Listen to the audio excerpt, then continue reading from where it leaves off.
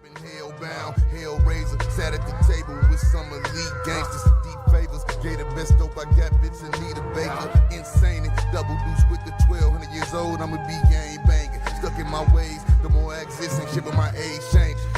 Shit hit different when you realize life a solo mission, nigga like me ain't losing under no conditions, no permission needed for me to tee up and throw the V up, put your fucking mob in the mausoleum, I call the cleaners.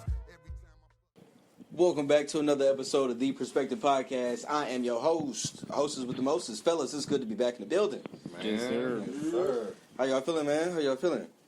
Good. All is well, fam. I feel that. So we go as the camera can see, we have a guest in the house tonight, a very, very special guest, and we'll get to him in just a moment. Over here, directly to my right, lucky number 7, Boog, my dog. He is right next to me. Boog, what's happening? Man, what's going on, man? I'm glad to be back in the building, man. I'm glad to see y'all. Damn right. It's been a while. It definitely has.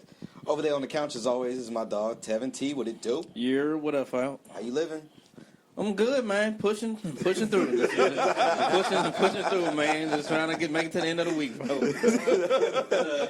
home stretch, bro. We almost there. Them off mic conversations will be different with us speaking. That's a fact. And right here in front of me is my dog, Ty Jamal. TJ, what it do? Sir, skis, what's happening? Colts season is upon us, huh? Hey, man, they talking nice, and I'm chilling. I'm not about to fall for it. All right. Smart man. Smart man. Yes, sir. And as always, the number one intern on planet Earth, she is back in the building. Ava Hartz is back in the building. What it do? That's right. And before we go any further, I would just like to ask everybody to subscribe to our podcast over on the YouTube channel. It is Collective Studios 318. Over on the Instagram, it is at @the.perspectivepod. And so, fellas, we have a special guest in the building. Boog, you're very familiar with this man right here. He is board member for the Red River Youth Football League. He's a coach, but above all, he's a father. You know what I'm saying? And so, ladies, gentlemen, listeners, and viewers, welcome to the studio, Chris Gray. How y'all doing? Glad to be here. Yes, sir. How you feeling, bro? How's it been going for you today? It's been a rough one today, man. It's hot, glad to be here, man. Some cool air. Yeah. Some work being in them addicts, bro. You be about to pass out. Boy, I can imagine them addicts would probably be about 110. 1,000. Yeah. I see the devil up there every day. Understand, yo. So, of course, as I mentioned, Chris, he is a board member and a coach at the Red River Youth Football League over in Pineville. Yes, and so Chris is here to chop it up with us about some football, and we haven't been in the studio for 2 weeks. I had the sinus infection last week, so we missed that. And then, of course, shook back, though. Appreciate that. And, of course, the week before that, Tay was here with us. So I feel a lot has happened in between. Like a long time ago, son. It feels like literally like 3 months ago. Yes, absolutely. So, but first, we're going to go ahead and talk with Chris, and dive into the topics of the Pineville Youth Football League. So, Chris, how long have you been over there coaching? I've been in Pineville for 4 years now. I've actually been coaching youth sports since 2008. So, man, I done seen a lot of kids grow up. I feel old now, even though I'm just 39. But, when you get to see some of these kids graduate high school and go to play college ball, it makes you feel good. Yeah, most definitely. So, about how many kids have y'all seen, just go to the league, that you can remember off the top of your head? It's just like something. Oh, man, I've had kids from here. I also coached in DeRidder. I had 4 from DeRidder that have went on and played Division I football. Couple of, that I've had from Alexandria. We were just talking about the kid, Jaden Johnson.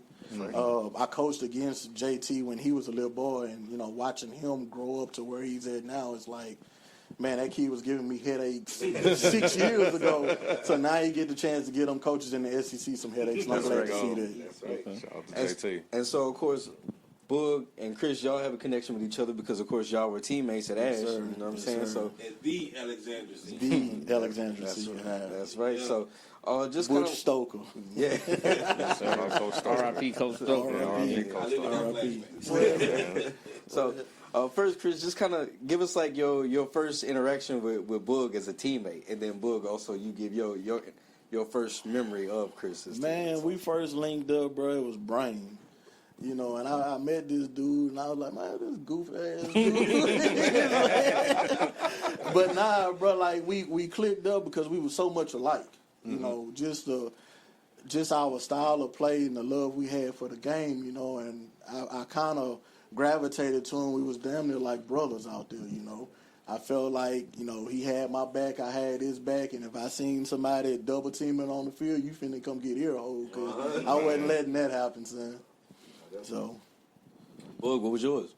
Man, I have to admit, like, to be honest, truly honest with myself and to Chris, when I seen Chris, bro, and to see how he played football, and not just to be a classmate, be a teammate, to see how he played football, it was like, I think I done found my partner. You know what I'm saying? I think I done found. We was the Dudley boys out there. I think I done found somebody just as crazy enough to do the same silly shit I'm doing too. Yeah. So literally, it was more of from a friend to a brotherhood, bro. Yeah. And it was so fun to actually play the sport and to have somebody that if anything go down on this field. Got your back. I got one person. We gonna ride. If we gonna go out here, it's you 11 versus us 2. It's gonna be a bad day for y'all. I hope your parents got the insurance paid up.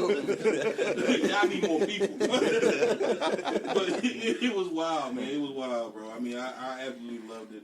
I mean, we were just like say before the camera come on, bro. We had just conversations about everything we used to do. It was just so much fun, bro. And that's my bro, man. I have to honestly give flowers when flowers are due. So I see my people doing good, and bro, it is good to see. It's same here, bro. Like I say, I don't mind telling. We was talking about it earlier. I don't mind repeating it again. When this dude left, when he graduated, it was like, man, I didn't want to play no more. It was just that serious. That's just how tight and close we was. I was just like, man, I'm here. I'm here just to be here now. Yeah. But that's my dog, bro. Good, just going through the motions at that point. Huh? Seriously. That's it. Go ahead, TJ. Oh shit! So what got you into it? What was the start for you? What was like the clicking moment to make you say like, yo, this is the direction I want to go, as far as like watching over the youth, taking care of the youth, and trying to guide the youth into something different? On the football aspect, it was like I was telling you earlier. I didn't take it serious. I probably could have been 10 times better, but I didn't take it serious.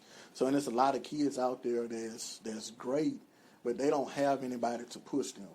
So, that's kind of what made me want to do it. And the more and more I got involved with it, it was like, man, I love it because, I got kids, but I feel like I got 100 kids out there because I'm in the grocery store and, hey, coach, or, I'm at a game and you might have somebody come and hug your neck. Man, that's just a good feeling. So that's why I got into it, and it was just also to try to help these kids get out of here. More of a mentor thing. It's the X's and O's of the game is great, but I look at it more as being a mentor. Right. Go ahead, Tim. Oh, I like that part right there, just about being a mentor. Because how is it? Speak more on that mentoring part. Like, how is it that you feel like you are able to connect with the kids in this generation? How different from some of the people that probably coached you or led you. Well, with this generation, I feel like these kids get pushed to the side. The first thing they want to say is, oh, they troublemakers. Well, if I go out there and I yell at you, you're not going to want to talk to me. So instead of us talking about football, hey, man, how's school going? What's going on in your life? I'll laugh and joke. I'll talk, tell them their breath stink. But, little stuff like that, they grow to you and they start trusting you. And once they build that trust in you, man, they're going to come to you before they start making mistakes. Okay. So. Most definitely. And so, what is it like just like developing those kids? Like, is it I know it's a grind because do you see the kids like in the spring, like spring ball or anything like that? So I guess is it kind of like year round? So what I do is once our season is over with, we'll normally take a couple months off, and when that summertime hit, we'll do workouts every Sunday. And so what that is, like I say, it's more just trying the camaraderie. It's trying to build that bond because we can be teammates on the field, but it's that friendship off the field. Yeah. So what I do is like when the kids run, they may have 2 or 3 stragglers. Hey, man, that's your teammates down there. We don't leave our teammates, so I make them run and go get their teammates and bring them back. And before you know it, I don't have to go tell a kid, hey, help him up. They go score a touchdown. I got all 10 other players running to that one kid, picking him up when he scored a touchdown. So it's that camaraderie, that friendship, that bond that they're building. So I want to ask this, right?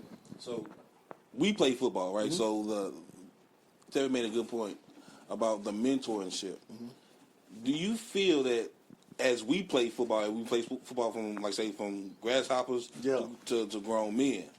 Do you see the difference in the way that we were coached to comparison to how you coach now? I know we had a couple of coaches that we could confide in, like you said, trust in, that we could actually talk to away from the sport. Yeah. I think after we left Brain, that ended.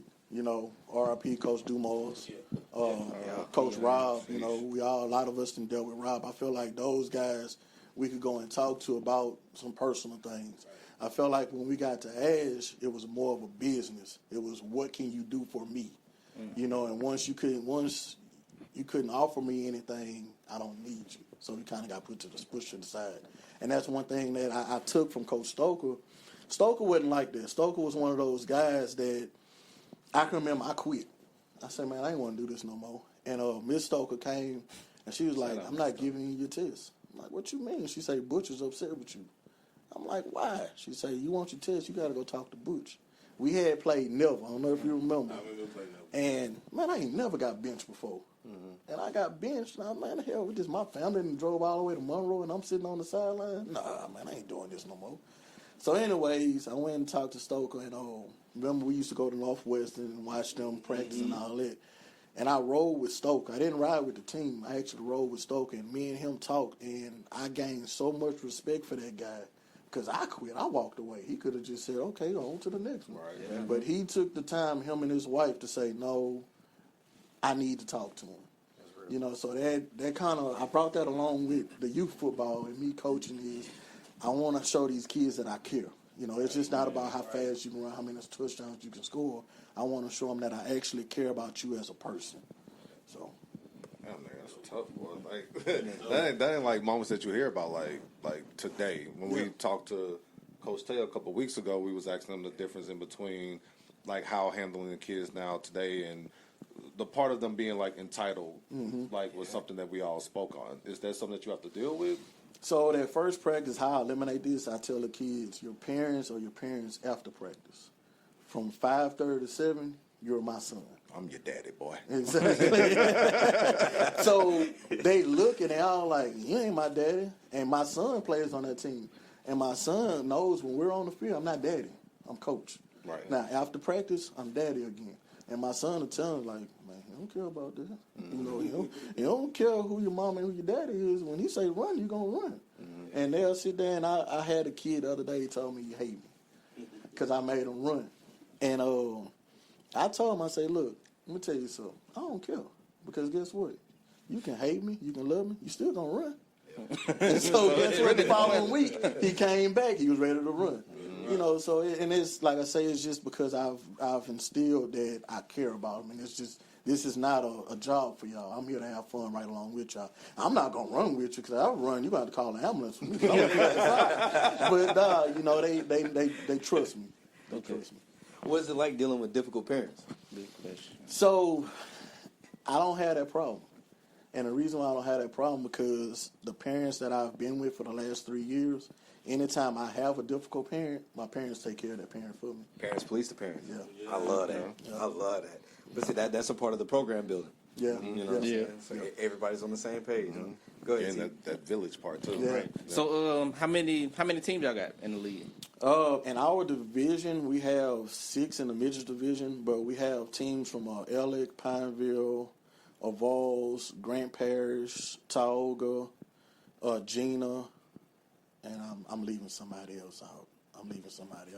So we have a multiple different age groups from flag football, which is from 4 to 6. The midgets are from 7 to 8. The minors are from 9 to 10, and then we do a majors from 11, 12, and 13-year-olds.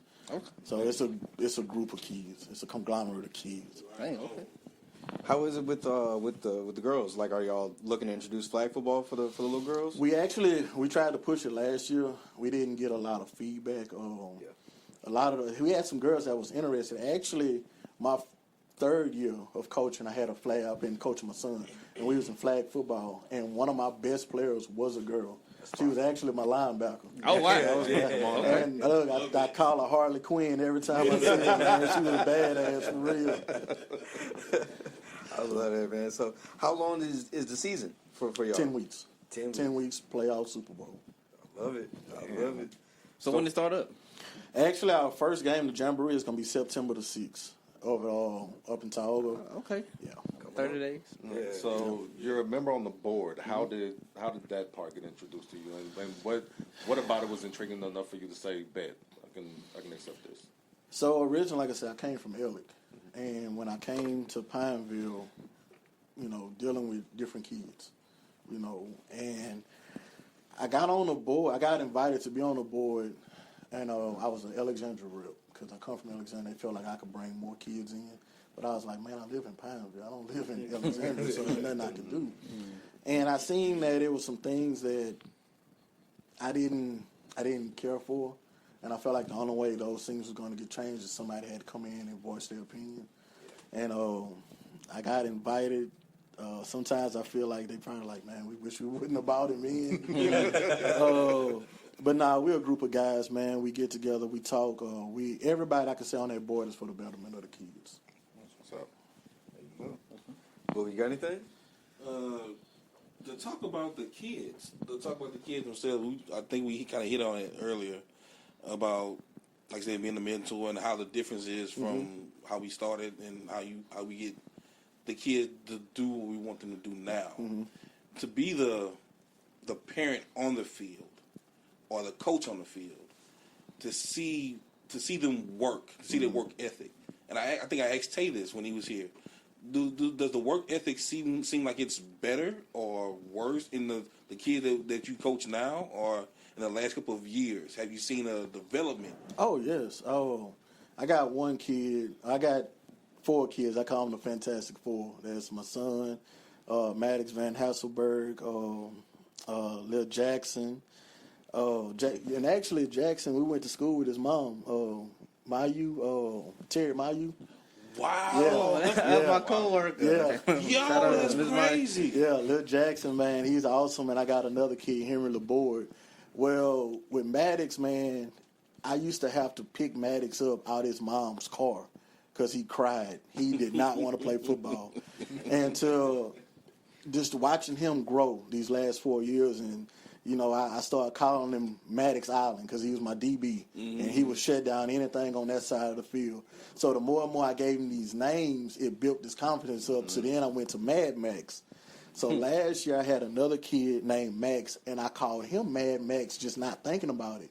And Lil Max Van Hasselberg said, I'm mad at Coach. And I'm like, his mom was like, well, what he did? He called him Mad Max. He gave him my name. So just watching this kid from someone that didn't want to play to, last year he was like player of the week, Right. for our division. It's like just watching him grow. And even my son, when he first started, he was kind of shy and timid. So like I was telling you earlier, they call him Troy Polamalu. Like his head is swole up. He thinks he's Troy Polamalu. So yeah, just watching the development of these little kids from 4 years old to 8 years old, man, you can see the growth in them. Right on. What's it like whenever you do have like those camps? Like, have y'all ever had anybody come give back aside from coaches? No, man, I've been trying to. I'm trying to get that. Me and my brother actually been talking. Trying to reach out to some local guys, and hopefully next summer I can get somebody to come out, and even if it's just to talk to them. We might be able to help out. You know I what I'm saying? I appreciate that. We might have a couple numbers we can appreciate punch that, in for man. you for real. But yeah, man. So just like with the league, how do you see it going? Is it trending in the right direction? Do you feel like it's up and to the right? Is there some other things you want to tweak? Well, that you would like to tweak? No, we trending in the right direction. The only thing I wish, we got 2 leagues here. We got Red River Football and we got CenLa City Stars. Yep. And both are great leagues. And I think if we could work more together and bring these kids together more instead of splitting them up, it's only gonna make it better for Central Louisiana. Yes. You know, because I'm tired of, you know, all the championships being won above I-20 and below I-10. Yes. We got these kids here. I mean, promise one of the you most fact. sought after college football players come from right here, Yeah. and that's Correct. JT. And guess what? There's a bunch of JTs here, but if we splitting the kids up and kind of, well, this league is better than this, we hurting ourselves. Yeah. You know, we got to find a way. We have to find a common ground for both leagues to grow this area. You know, to work together so we can grow this area. Well, we'll definitely see what we can do. You know what I'm saying on our definitely. side of things, be able to help. You know, not just promote the league, your league, but the Red River League, but maybe be able to work together both leagues, and most importantly, the kids. Yeah, you know that's what it's all about. Because ultimately, it's what about it's the all kids about. going forward in the future. And we could put, like I said, the two leagues come together and put some type of all-star team, a travel team. Man, I'm telling you, we could dominate. Yeah. We could dominate, but, you know, sometimes adults get in the way. So, Egos. yeah. Absolutely. Some people feel like their league is the best, and they Yeah. shouldn't have to compete with the. Trust me, I get it. I definitely get it. Y'all have anything else before we can go ahead and transition over into? About to say that actually was going to be one of my questions. As far as, 'cause, again, when Coach Tate was here, one of the questions that I asked him was about the difference now in between having to do like AAU and travel ball and not being able to just kind of push somebody locally. So is that something like that in like youth football league? Or, Yeah, it's getting that way. Yeah. It's getting that way, and, you know, nothing against the travel teams, but I feel like when you start doing travel, you're making an all-star team, so it's great for the youth for now, but when these kids get in junior and high school, you don't have travel teams no more. So you don't have 11 great players on the field, so are you really as talented as you think you are because you're on these travel teams? Versus more rec ball is, you know, I'm playing with everybody. So I might not be on a superstar team this year, but I know, hey, you know, his team ain't good, but you seen that running back they had? Right. He ain't got no line, but he still had 4 touchdowns. Versus with a travel team, you're not going to never get that. You know, so I feel like travel is decent because you get a chance to go outside of your area and play different people, but you're not learning anything. I feel like rec ball in these local, like us, CenLa City Stars, I feel like we are the building blocks for the next generation that's going to be at your Ash, your Peabody, you know, your Bowdens, your Tongas, your Pineviews, not the travel leagues. Some homegrown shit. I like that. Whenever you see like the other events going on, because I mean, that's one thing that I noticed. Like, from a basketball standpoint, you got Kappa League, you got all these those small leagues and stuff like that. You got AAU, and then but in football, I guess it goes from youth football, then it goes 7-on-7. Yeah, they had a 7-on-7 leagues, excuse me, which is great because with the 7-on-7, it helps develop quarterbacks and receivers. And that's what even when we played, you know, when we played back then, you didn't really have too many teams that could pass the ball. Right. You know, versus now with these 7-on-7s, it's teaching the quarterback how to read a defense. It's teaching the receiver how to run routes. So I like the 7-on-7 deals they have now. That's something I always found interesting because I think I forgot to ask Dez that whenever he was here, just about like, because you know Dez he catch. You know what I'm saying? He's a pass catcher. That's just what he is. I don't even classify Dez as a tight end or receiver. He just pass catcher. You know, I was Dez- like, truthfully, I didn't know what position he played. Dez was big in high school. Man. Dez was like a grown man in school. Man. I watched him with my brother. That was a big old boy, man. Yeah, most definitely. And so I just always wondered what that's like. Like, so they go 7-on-7, and then that translates into high school. You think?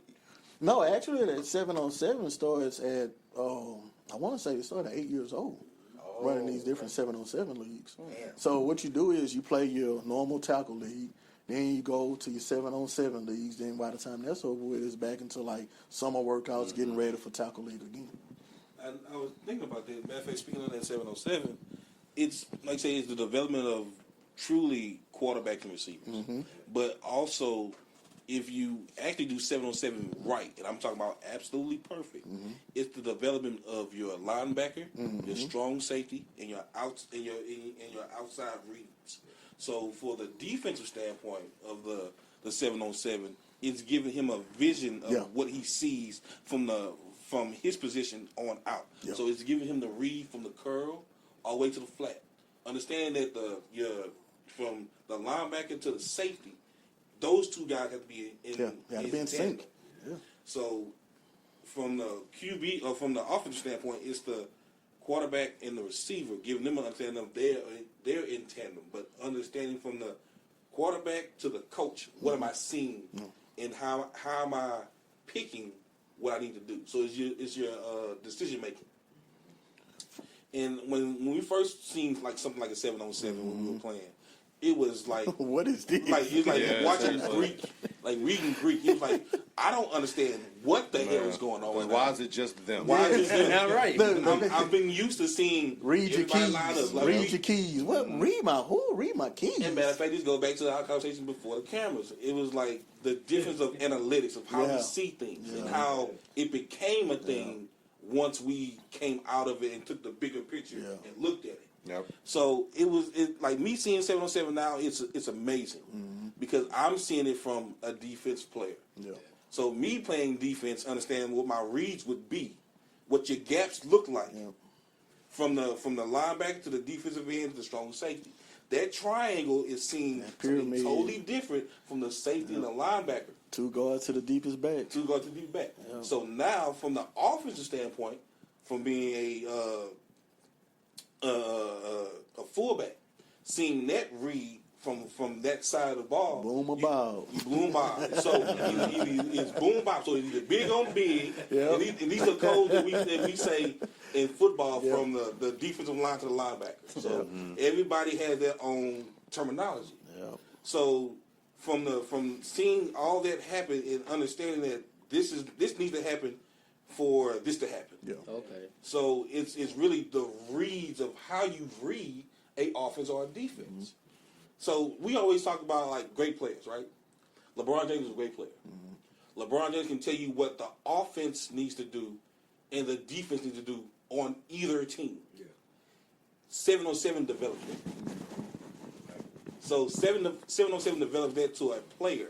It's the good players that understand what they need to do in that moment. Great players know what they need to do for everybody in that moment. Exactly. I like how the 7-on-7 just kind of like you saw football transition. Yeah. Like just say for like the last 20 years, you saw how like football just transitioned to like the running back being like the go-to guy to like, all right, the quarterback is the person that absolutely needs to be there. And then it's just like, all right, so now these wide receivers are getting paid like fucking quarterbacks and whatever. And like they're like that important now or whatever. And even for like the running back, you can still be a pass catching running back, but still won't be as valued as the wide receivers on the outside there. You know, whatever. And then like you got the cornerbacks and the safeties and yada yada yada. But it's like a big game of Tetris. Yeah.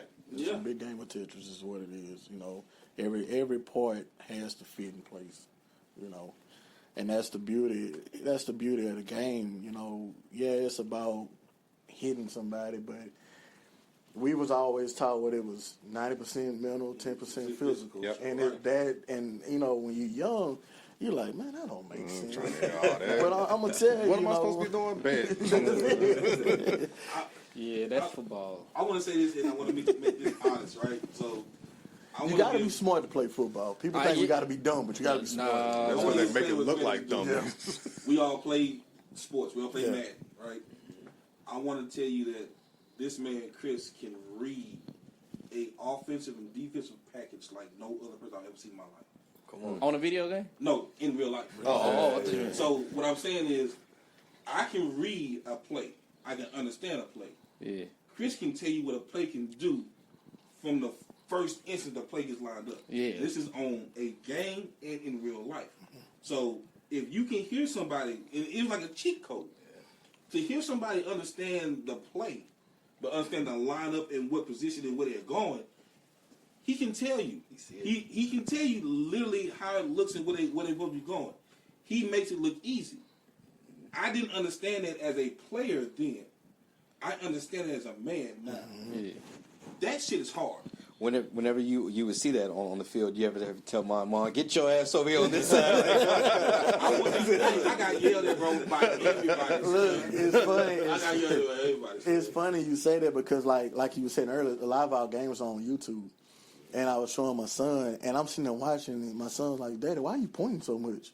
And I'm like, I'm telling him, where to go or where the ball finna go. He's like, "You ain't the coach." And I was like, "No, but I mean, Coach kind on the of field, like son. a student of the game, and like I said, that goes back to what I picked up from Coach Stoker. Stoke was one of those guys that if he talked to you, he didn't like you. If he looked at you and nodded at you, he loved you. Mm-hmm. Stoke would be in the games, and all the coaches be bunched up like we are right here, and Stoke would be way down there. Way down the way. Standing by himself, and he's watching everything. He's watching the way your feet move, the way you went and made a tackle. He's not worried about the play. He's watching your movement. And so I took that from him, and that's kind of how I coach now. Of course I want to win. Yeah. But if I can develop these kids to do things perfect, by the time they get in junior high school, they ain't got to be taught nothing, and they're gonna be. Hopefully, Ash almost got the state championship, so I'm knocked on the door. So I'm hoping this group I'm bringing in, once they get older, they'll get a state championship. I can say, "Hey, look what I did." Yeah. Look, real quick before we move on, y'all saw that they're not in the top 10. That is ridiculous. I thought that was 19 insane. in the state.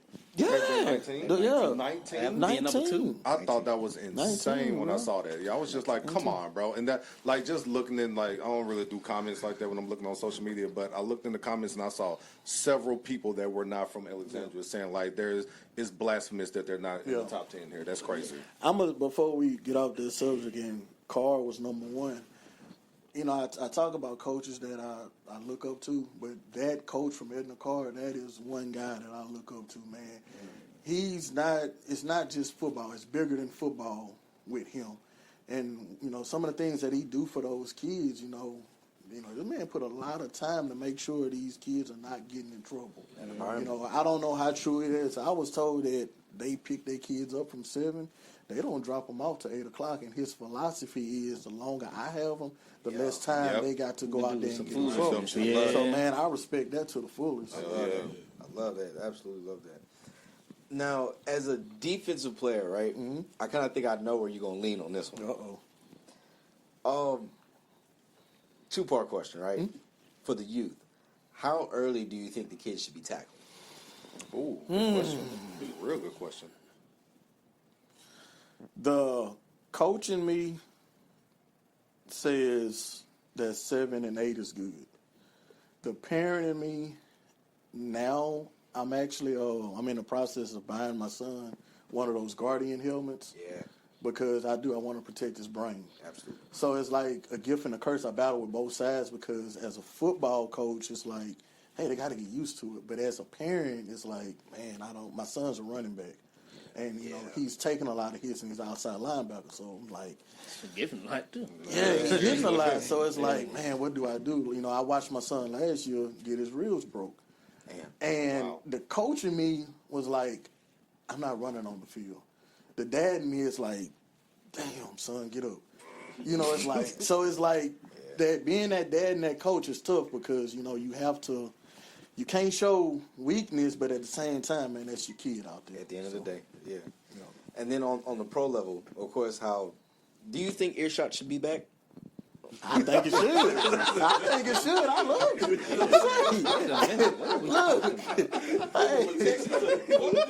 Look. I love that. If you get the best of me 2 plays prior, I'm coming for you. And I'm going to make sure I hit you when you don't see me. I want to get that. See, you don't have that ooh hit no more. Exactly. We got to bring back, was it Chris Berman? The jacked up. Yeah, you got jacked up. Oh, my We God. got to bring that back, man.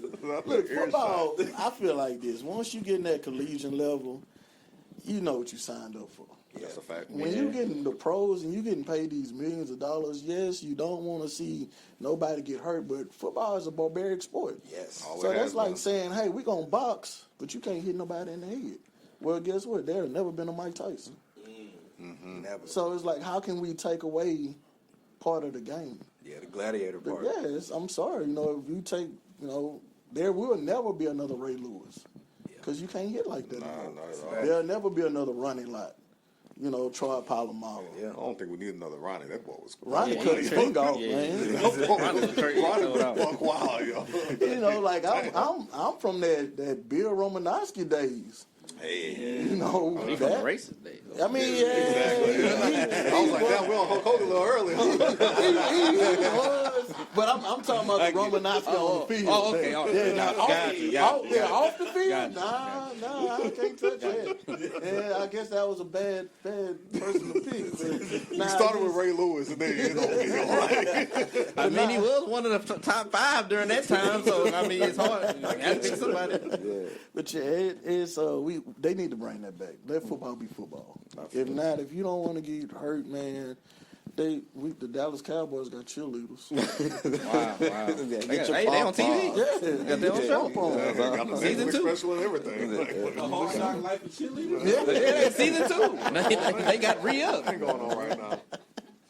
That's good, man. Because we definitely appreciate you. You know what I'm saying? Just shedding some light on the the Red River Youth Football League. You know what I'm saying? But of course, you still got time to kick it with us. Oh yeah. All right, perfect. Well, before we absolutely wrap it all up, y'all have any other questions before we move over into the B block of the show? Not necessarily a question. Glad to see you too, bro. Thanks for what you're doing for the youth. Thank you, man. And being one of those young black men that's trying to make sure that these other young black men are on the right path. Yes, sir. Thank you. And you want to talk about the HVAC? What you got going on?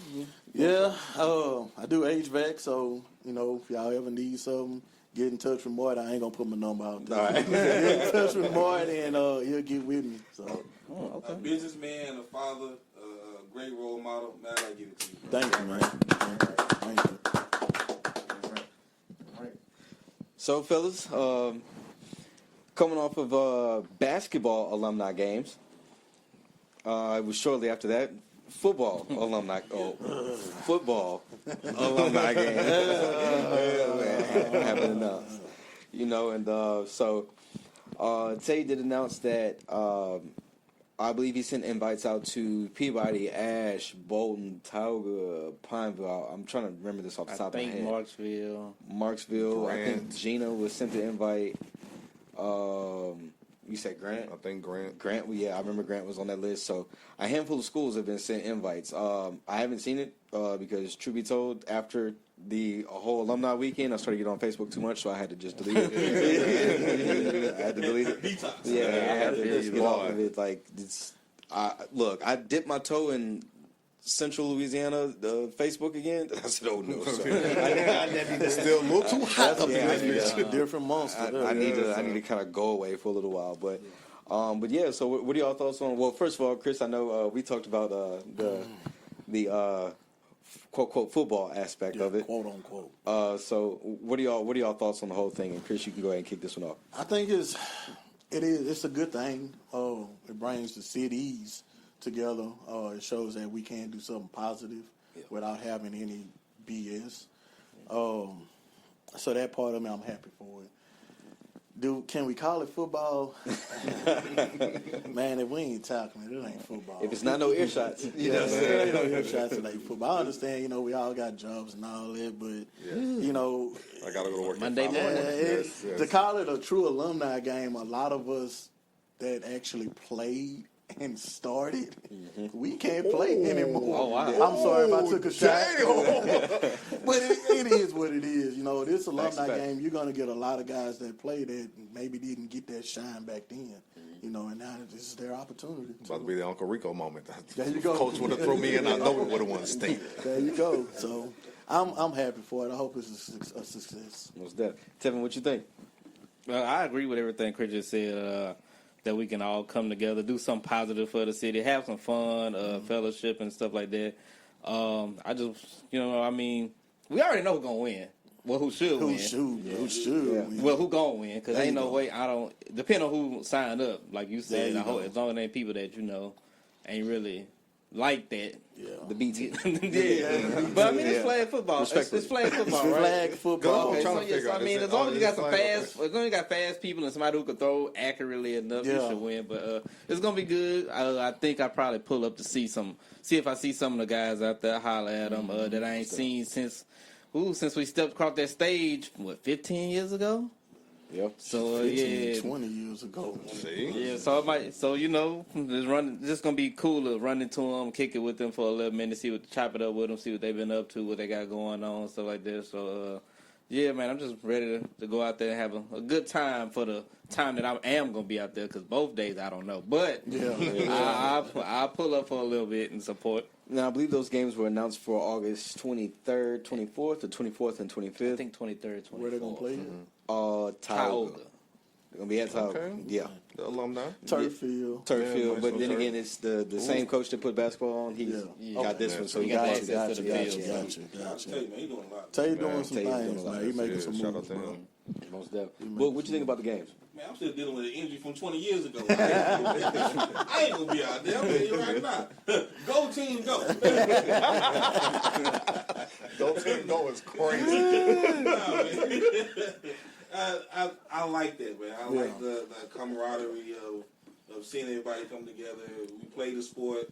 This is so many years back, and we're still trying to get out there, either to relive our glory days or to make it fun for everybody to be like, hey, man, look, we were here. Let's go do this afterwards. And we don't understand. I mean, I say we, but to truly understand the networking that goes on. We see people that, hey man, it's been a long time. Whoop, whoop. And hey, what are you doing after this? What are you doing now? Like, hey, you realize like it's in 20 people, 9 of them own businesses. Their own businesses. And you realize like, oh shit, that's what you've been doing? And you start talking, and now you have a friend you've already known for so many years. They have a business that, hey, I do houses, I do HVAC, I'm a mechanic. You realize that life has been, you know what I'm saying, also whooping our ass, but we've been making stuff happen in this time. That's true. And so I love seeing it, man. I mean, I love seeing it. And it's a dope way for us to come together and do something that's, I mean, honestly, gonna get hurt. But we're gonna talk about it. I tell y'all what, it's dope. I'm gonna go, and what I'm gonna do is I'm buying all the icy hat and all the Bengay, and I'm gonna have it set up right there. And you ain't gotta go nowhere. I'm gonna have it on deck for Right on the side. Right on the side. That's gonna be my side of Yeah, right there. They're selling it 5 a pack. You got big dog. I'm telling you. So, TJ, any thoughts on alumni games? I just hope y'all got real good spouses at home that's ready to take care of y'all after you hurt yourselves.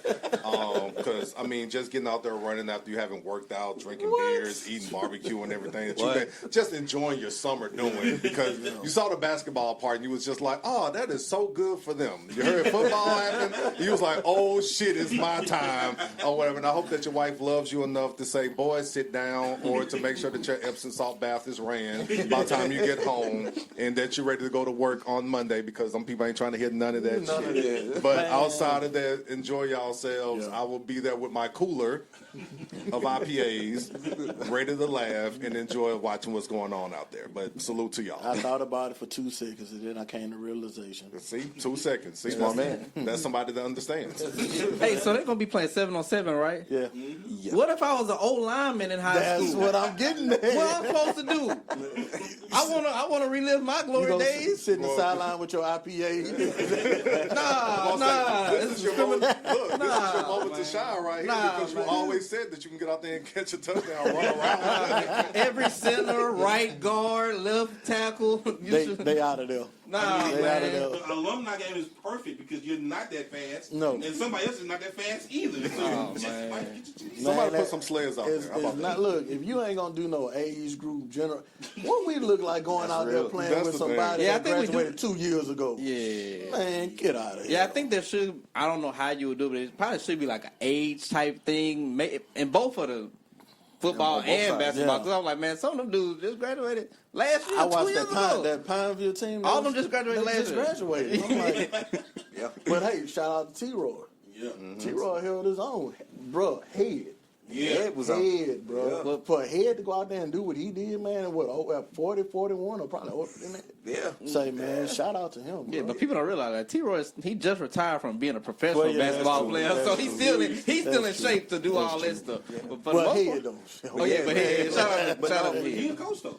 He's still. It's one thing with coach. Yeah, he's a coach. I can talk the game. Yeah. But to play it. But to play and play it at a high level still though, man. I watched a few clips, bro, and like dude still got it. Like I can remember being a young bull, like watching him play, and it don't look like he missed a step, bro. Yeah, that's something that we had noticed. You know, just kind of as we were in the gym, it was like, damn, like we was like, damn, like we're head not here on Sunday. But then you seen him when he came to the gym, he kind of had a limp, and it was like, there you go. You know what I'm saying? Oh man, father time is undefeated. This is forward. Man. Please have that Epsom salt bath ran for me. Like, That's why I got the being gay and all that right now. like, just let If me he'd have had the know. limp, see if I'd have been there, he had the limp. Hey man, Got it. You know what I'm saying? Got it. discount price. So this is part of the show that I'm gonna try my best to speed through this topic because Damn. Christian Wilkinson has Oh no, we ain't gonna speed up nothing right now. We got speed bumps all on this road. We'll talk about this Raider.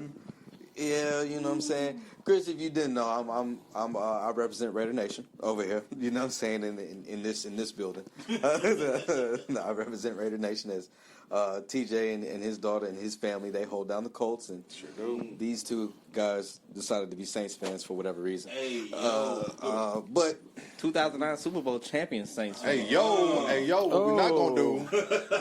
be careful, you can get What we jumped. not in gonna do? Ava, you ready? You talking over here? You talking over here? Oh, wait. You might have to hold it back. Oh, I just clicked. Oh, I didn't even think about this. We beat them.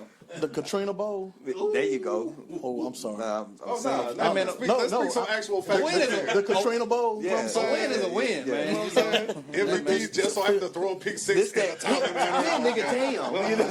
Damn, shit. I mean, it ain't like we ain't see him do it before. Shoot, niggas had to beat him on Brett Favre, Kirk Cousins. Never mind, go ahead. Bounty Go ahead. gate and everything. I mean, Damn. Hey, man, we off that, man. You know, that's in the past. That was on the former leadership. You know, we off that. We don't do that no more. I will not confirm. No, did not. Now back to the game episode of Old Boy trying to push up on Malik with Christian Wilkins. So, unfortunately, bro, right? Oh, okay.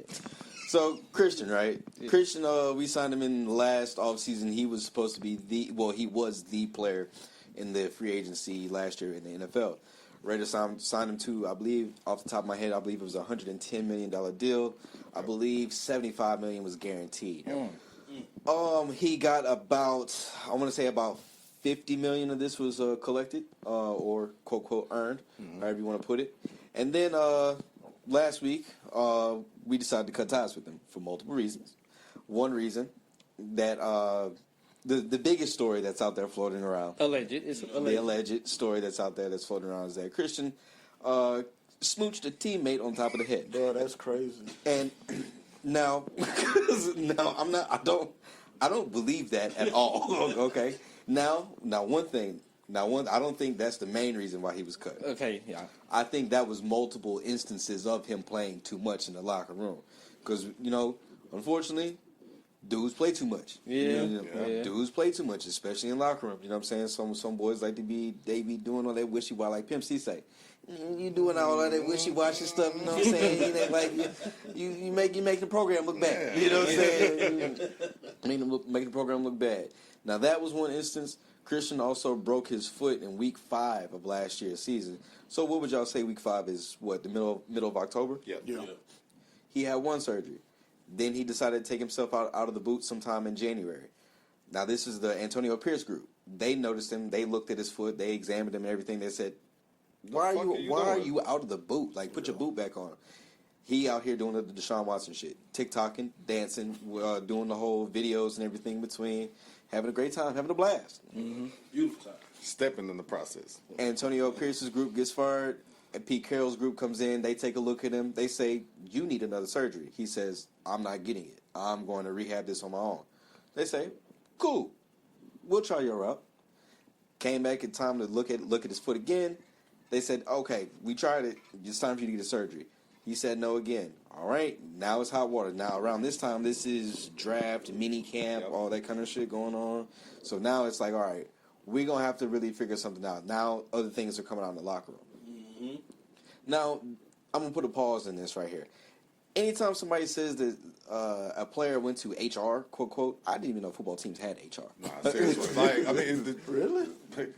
it's like you would know, but really?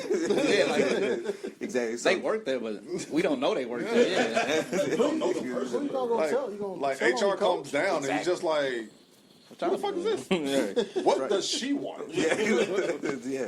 What do they have business in this locker room? Yeah. Like, the locker room Wearing a business polo. versus the front office business is two totally different. Yeah, seriously. Hey, towel boy, throw that away from me. You cannot talk to the towel boy like that. And then they go to rest in the corner. Oh, God.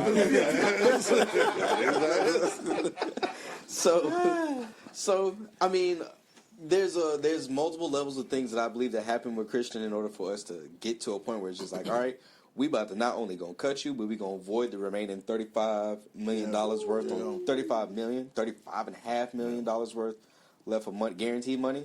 There's definitely something more. Something I hope more things come out, because one of the Raiders reporters out west, he did report.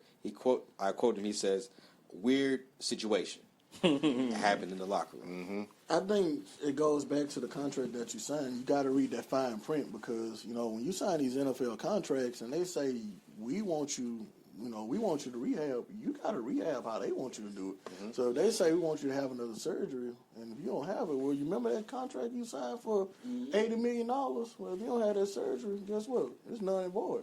We keep our money. It's kind of like what's Damian Lillard? Same situation. He wanted to rehab in Portland. Milwaukee said, "No, we want you here." Well, guess what? You don't want to be here? Fine. We keep our money. Deuces. Holla at you. Take your ass to Portland. So it's that contract. You got to read that fine print. Resident Blazers fan. Dang, Hey, bro, he they still- own you. Hey, he son. still got paid. Hey, he got paid. We got him back though for the low. Gonna sell a couple more tickets. That's all I'm worried about. All I'm worried about, selling tickets, getting a high pick. Yeah. We find us to be find us a nice little three man. We'll be all right. Yeah. We'll be all right. Allegedly. Okay. Maybe What we that talking is. about, y'all? The Raiders and Christian and Freaky C. I mean, you want to talk about your organization? Oh, What they did? no. We good. okay. We out there. But after the pass, bro. Why you always bring them on stuff? Bro, I was just checking the tip. down in New Orleans this weekend. I went to the training camp. It's gonna be a long season, bro. Man, I don't even want to speak on what that reporter said a couple of days ago. No, please do. Man, that man said this was a great training. He said this is one of the best practices I've ever seen. Then the next tweet, he said, "Oh, but Tyler Shaw, whatever his name is, had the worst 2-minute drill I've ever seen in NFL history." I said, It "Oh my was so God." sad, That bro. shit The was fans was getting egregious. happy about field goal kicks. That shit was. It was so egregious. bad, bro. When they kicked the field goal, everybody started cheering. Oh my God. It's gonna be long. It's gonna be a long season, man. Who drafted this man? Y'all had Shador. But I'm saying, who was the Shador right there.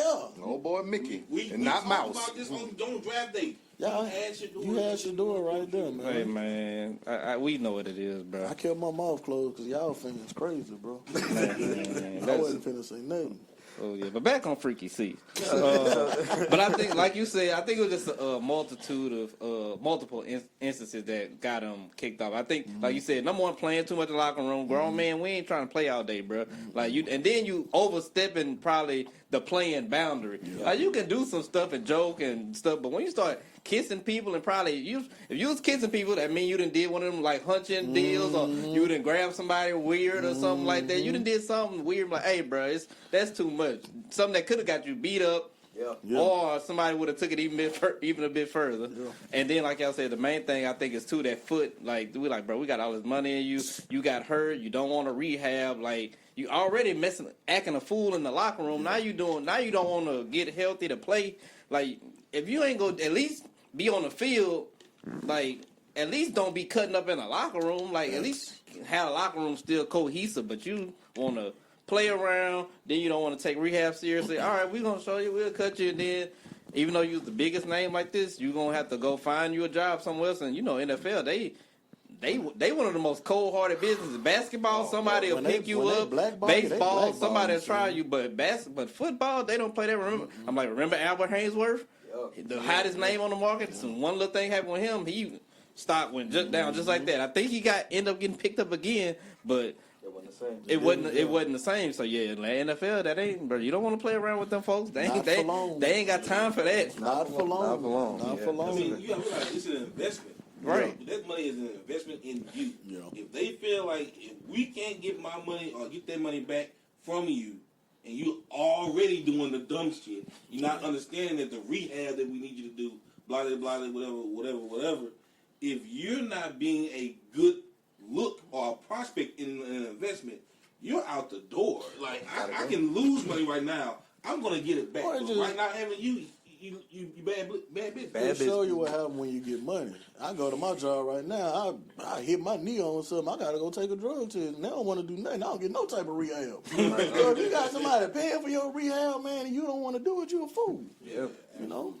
that's real. Yeah, they just yeah, it's like he said, it's the business element part of it too, dog. Now, if your name was on the bench and not playing, your name was Tim. Now, if your name was Tim Tebow and you ain't want to rehab or you was hurt or something, they'll still keep you around. They know somebody gonna buy these tickets or these jerseys because your name is you got your name. Oh wait, you Christian Wilkins, dog. You're a defensive tackle. They feel like you can be replaced. Yep. And they look at the numbers too. They like, okay, we ain't sell more tickets. Your jersey sales went down, so. You ain't helping us in no aspect. You just causing chaos in the locker room and causing turmoil amongst us in the front office. So yeah, go ahead, Trump deuces, bro. And you only played 5 games in 17 games. You know what I'm saying? Like, and the impact was starting to be there, and then especially like how he broke his foot was like the most childish shit ever. Yeah. Like Adam Butler got a sack, and then Adam Butler he childish too, but he was rolling around on the ground after, and then Christian jumped over him, and then when he jumped over him, he broke his foot. Childish. You know what I'm saying? Big ass Yeah, kid. and it's on brand with him because he's been like this since Clemson. There's video evidence. You know what I'm Wait, saying? was that the guy that They hit did the splits? splits. Yeah, that's his man. Yep. Yeah, Oh, that's yeah. the guy What you call him? yeah. Freaky C? Yeah, that's the, yeah, that's the guy they signed, Oh, man. That's too damn freaky. Yeah, That's too damn- and then it was just the splits and the pumps. You know what Bro, I'm saying? Like, it's yeah, too, it was- that ain't even talking about all the grabbing he was doing. That was too much, man. Against the Florida boy or whatever. I think they grabbed old boy booty, and then Josh Allen he grabbed something on him, and it looked like some Y'all- undercarriage on y'all- You him. might want to change the subject, bro. You might get counted. I mean, bro, look, bro. Yeah, he's not in my locker room. So Carroll said, not in my locker room. You gotta get out of here. Pete don't play that, man. Yeah, so Peter's about business. So I'm just happy that we got that out of the locker room. You know what I'm saying? And so we on to the next. Now, you know what I'm saying? If you got something going on, you know what I'm saying? Just like Pimp C say, come on out. You know what I'm saying? Be What's done in the dark You know what shall I'm come saying? out to the But light. you know what I'm saying? And until then, you know what I'm saying? You got to respect business and business for what it is in that locker room. So, moving on. Whew, Jesus. Terry McLaurin, thoughts? Because as he is in the middle of looking for a contract with the Washington Commanders. Commanders. The football I'm saying, team, Washington football team. whatever their name is. Washington Yeah. Redskins. I still miss that name. Dan Snyder. Yeah. Mike Epps. Oh, what's not Mike? What's the Epstein dude? That's how that's what Dan Snyder was. Yeah, that's Wow. his partner. Yeah, Yo. But Oh wow, I didn't know that. no, but now that allegedly they partners. Oh, wow, Allegedly, okay. Yeah, allegedly they partners. Got it. You know what I'm saying? So, but Terry, he's in the middle of looking for a contract extension, and he's now at the point where he's requesting a trade. Now, fellas, what are y'all thoughts about Terry? I'm happy. Happy for him. I'm happy. I gotta see him twice a year. Yeah. I'm a Cowboys fan. I don't want him in Washington. I hope he goes somewhere else. I hope he goes to the Saints. We've been wanting him in Indy for years. Don't wish that on him. We've been wanting him in Indy for years, yo. Wanting him to come on back home, but I think we're pretty sold up now at this point. You think so? Y'all got, think so? y'all still got Pittman, right? Yeah, we got Pittman, we got Josh, we got Josh who? Josh Downs. Don't do that. He's probably the best receiver we got. Do not do that. Please don't. Why are you playing with me tonight? First What it was number he Chad. wear? I don't even know, One. bro. He gonna play in the alumni game. Is he on the outside or he like the slide? Because you know the slide, like that could He's be the your slide. 1 or your 3. He's the slide. Oh. What are we doing? So who are the people on the outside?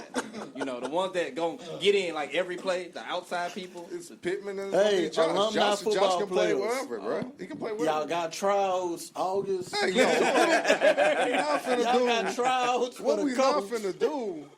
What we we're not finna do. Terry, maybe you should come in there because these niggas playing. I'd be happy if he go there. I want him to go somewhere where he can. I want him to go so. I want him. It ain't our time yet. This ain't the conversation for us just yet. You said Terry I McLaurin. You just want him said to it go would play be for nice us. to We come back agree. home, bro. That's all I'm saying. Yeah, I He agree. came back home. No, I agree. He should. I would go there if I was him. That's a good spot for him. You got Pittman, Nah, he could him, just- He and would then definitely, he would and definitely then- be a starter, Yeah. Yeah. hands down. Yeah. Day What are we- one. And y'all have a full receiver core. I don't like y'all got none Charles. of this right now. And then on top of the tight end, and y'all get that tight end in the draft. Yeah. Tyler. Yeah. That was a good pick. He's gonna retire a coach. That's what I'm saying. He don't know it I yet. hope so. So he don't know yet, but he I will. wish Terry would go to y'all team. Yeah. Good for Terry. Get your money. Yeah, man. You ain't coming to Indy. But I know he was asking. Like, But I he wants heard some- they said he want $30 million a year. He won't Close to top close to money, 30, top yeah. receiver money. It just is. I think people looking at What, he's 28? 30. Oh. Yeah, so that's what they look. That's the thing. I think people looking at that because I think he's 30. Oh yeah, I mean he's definitely 30. I think they looking at that age. That's the only reason he didn't get his money. Cause I'm like, he been producing too good. Bro. Yeah, that's what I'm saying. I'm not going front. I would pay him because he's had a different quarterback every single year, and every single year he's had 1,000 yards. Yeah, he made it. He a dog. He a He dog, a dog, bro. Especially if you want. And then Washington, if you're trying to be the top of the division, you're gonna need firepower. Well, You see, can't beat what you can't beat the happened- Eagles without no firepower. You got Debo. When they got Debo, oh it's like, yeah, we don't kinda need you. But you need him, because I'm sorry, Debo ain't Debo no more. I agree. Debo ain't Debo no more. Yeah, because I saw him last year. I'm like, he ain't making them plays like how he Man, was making them they about showed 3 years a ago. video of him catching on Al, and me and him need to go on Ozempic together. It look like he gained a few pounds, you know. So. Yeah, he running back-ish now. Huh? I didn't want us to get him because I know we can't pay him. Who you rocking with? I mean, I knew we couldn't pay. What's up? I knew we couldn't pay him. We don't have Terry or Debo? Terry. Oh yeah, we ain't got no money. We ain't got enough. Oh, you team same Super. Yeah. You team Hurricane Super Bowl too. Hey, of course. Boo. I'd rather be there than not have a championship in this century. It don't matter, but how many we got? I mean, mean, cocaine. Y'all don't even remember it was so long ago. Like, how many we got? Cocaine Do we is a got drug. one? Cocaine is a hell of a drug. We got. I'm not gonna say that. I'm not gonna say what I was just gonna say. Yeah, man, but was. yeah, man, I want Terry to go to a good team to where he can be Terry McLaurin. I want good for him because he did right by that team. He did Anywhere for but Buffalo. years, bro. For Yeah, don't go years. to Buffalo. Anywhere. Don't go to Buffalo. No. Don't go to. I'm not drinking the Allen Kool-Aid. No, I've always been on this side of the fence. But there's been a hate train over here for a while. Yeah. I think we all in agreement here on him. Yeah. He's a great white hopeless. Yeah. You know? Oh no, this is MVP Josh Allen. Y'all gotta call him that. Oh no, he did get gifted that. Bro, that was He so. was. That should've Oh been my Lamar. God, that was so fluky, Should have bro. been Lamar, Derek, Yeah. or That was- Saquon. Saquon, especially. That was Lamar MVP, dog. That was. Yeah, I don't think you give it to Saquon though, because it's so hard. Because He got AJ Brown. yeah, I mean, Devontae. there's so many weapons in Philadelphia. But that was the same conversation with Lamar and Derek too, though. But Lamar still did something nobody ever Yeah. did, right? Didn't it? Wasn't it like 4,000 and 1,000? Yeah, but Derek still did what Derek did. Yeah, you're right. Derek gonna be Derek. I mean, that's like driving a truck on a football field. You can't top that, man. Good Derek's gonna I'm be glad he Derek. goes. I ain't got to deal with that nigga no more. Shit. Terry to Baltimore. Nah. Oh God. I don't. Yeah, I don't see that. Terry to don't- Green Bay. No, Nah, they still got all them young. Yo, They don't pay nobody. They don't. They don't like to bring in people up there. But They still got all them. It's They gonna still happen. got all them young receivers, and I think they just re up the Terry Wilkinson. to the I Texans. think so. Yeah. I can see. No. Terry to the Texans. That's a division. What's your deal, bro? What's your beef? I don't have to deal with him. I just want him out. I want him out the NFC Ain't no East. way the Texans they ain't got no money left. They can't have no money. Shit. I don't know. Didn't they sign? They still a rookie deal? Yeah, he's still on rookie deal. So they paid Nico, they Yep. paid Stingley, they paid Hunter. Yep. Yeah, I'm but pretty sure one of them linemen got Oh, paid. you see, Mixon got hurt, huh? yeah, Damn, My already. boy got hurt. Yeah, Mixon got hurt. So guess who about to step up in that? Oh my God! Yeah. What his Yeah. name is again? Nick Chubb. Big Chubb. I meant to hit the He roof about to the do day I what? saw that. Backstory: he was He hating about on the to Nick step Chubb well. signing. Step to the sideline. That knee gon' Oh boy, that's cold. You know it's coming. Cold, son. I ain't saying he gonna tear nothing, but a sprain, a pull, something gonna happen. Them knees ain't right. Freak accidents and Okay. I think, but on the real talk though, I don't think he going nowhere, bro. I really think Washington they gonna come up with that money. You know, I mean, you be dumb to leave. You got a young quarterback that's only getting better. He don't want to leave, you know. Facts. But the two heads, they got to come together. Like, he got to understand at 30 years old, you're not going to get the CeeDee Lamb money.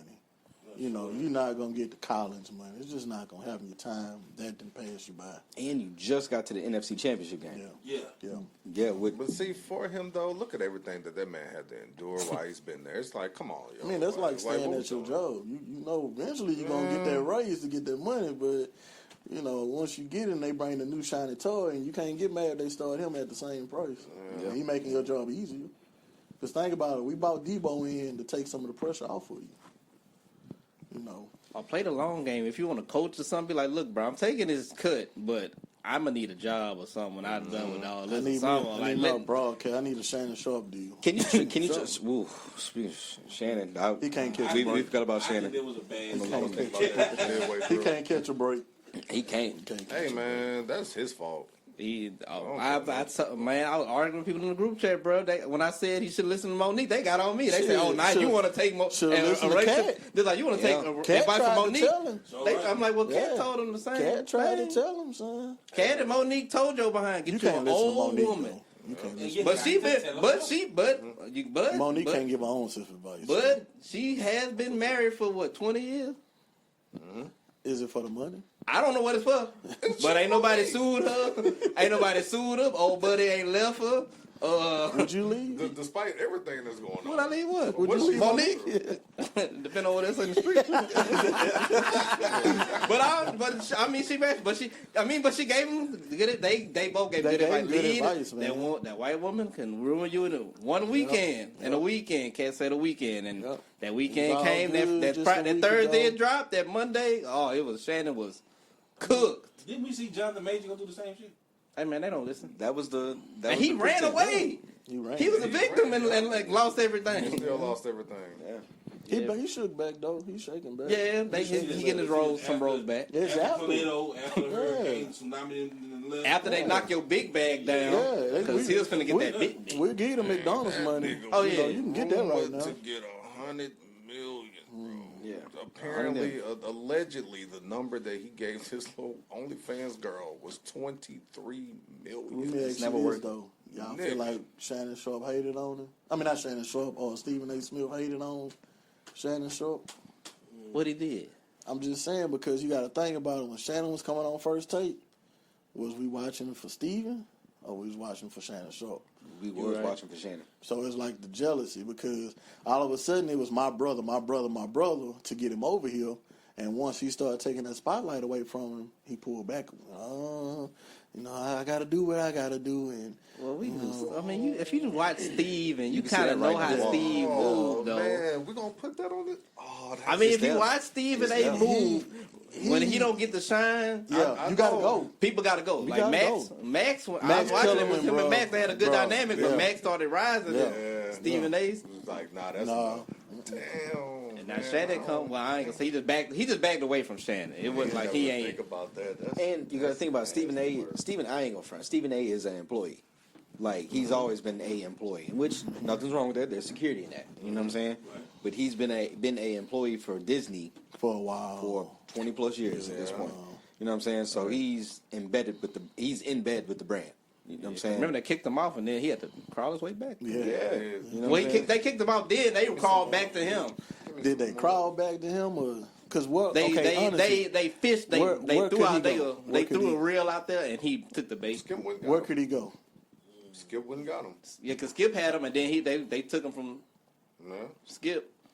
Well, they threw the bait out there, and he took it to go back. Wait, we talking about Stephen A. I'm talking about Stephen. That's what I'm saying. So if Stephen A. Smith leave ESPN, where can he go? Oh, he can't go nowhere. That's what I'm saying. He don't got no. He really don't have the it factor. If you because I was on brand. No, he doesn't. He don't have the. He think he don't have. He He think he does. He does, but he don't. Like You can tell by the numbers of the show. I watched the show. I didn't watch that show since I was a kid. Fat piece of shit. That thing can't even cuss good, bro. You know what I'm saying? Like, it's not believable, dog. And you beefing with Braun. Like, be for real, bro. Like for real, because you was riding Braun tail forever. And it's almost like, are you doing this to try to make yourself relevant again? Yes. Because, like you say, you don't have a brand. Right. You know, and then almost once again, Shannon Sharp, this around that Shannon Sharp time, and Shannon Sharp was taking so much of the spotlight, he had to do something. It was that WWE moment. There you go. You He had to cut a promo. He had to cut a promo. Brother, Damn. what you gonna do, brother? Oh, we getting that. You better believe it. You better believe that. You better believe that ROH is cooking on. Come on, man. The man told you to eat your vitamins, man, and say a prayer. I never Nigga, had them vitamins. mama growing up. told me that. I ain't need you to tell me shit. Come on, man. He played Jeezy in the car, man. He knew the words. He did. Yeah, he couldn't wait to say nigga. That's like, wait, that's like, That was the radio version he was listening to, man. Oh yeah, of course. Put the right. CD in, and there was the radio version. Boy, Yeah, that's the sample he got, man. I know. You know, y'all child. Y'all absolutely. Don't worry about it. I've been waiting. Man, 2 we ain't weeks. gonna do. Okay, yeah, we ain't gonna do. Man, let's You go. not. I am. Come on. Don't worry about it. He is serious. Speaking of Cowboys, Oh shit. That's right. Here we go. That's right. Here we go. So, TJ, set the stage here for this one.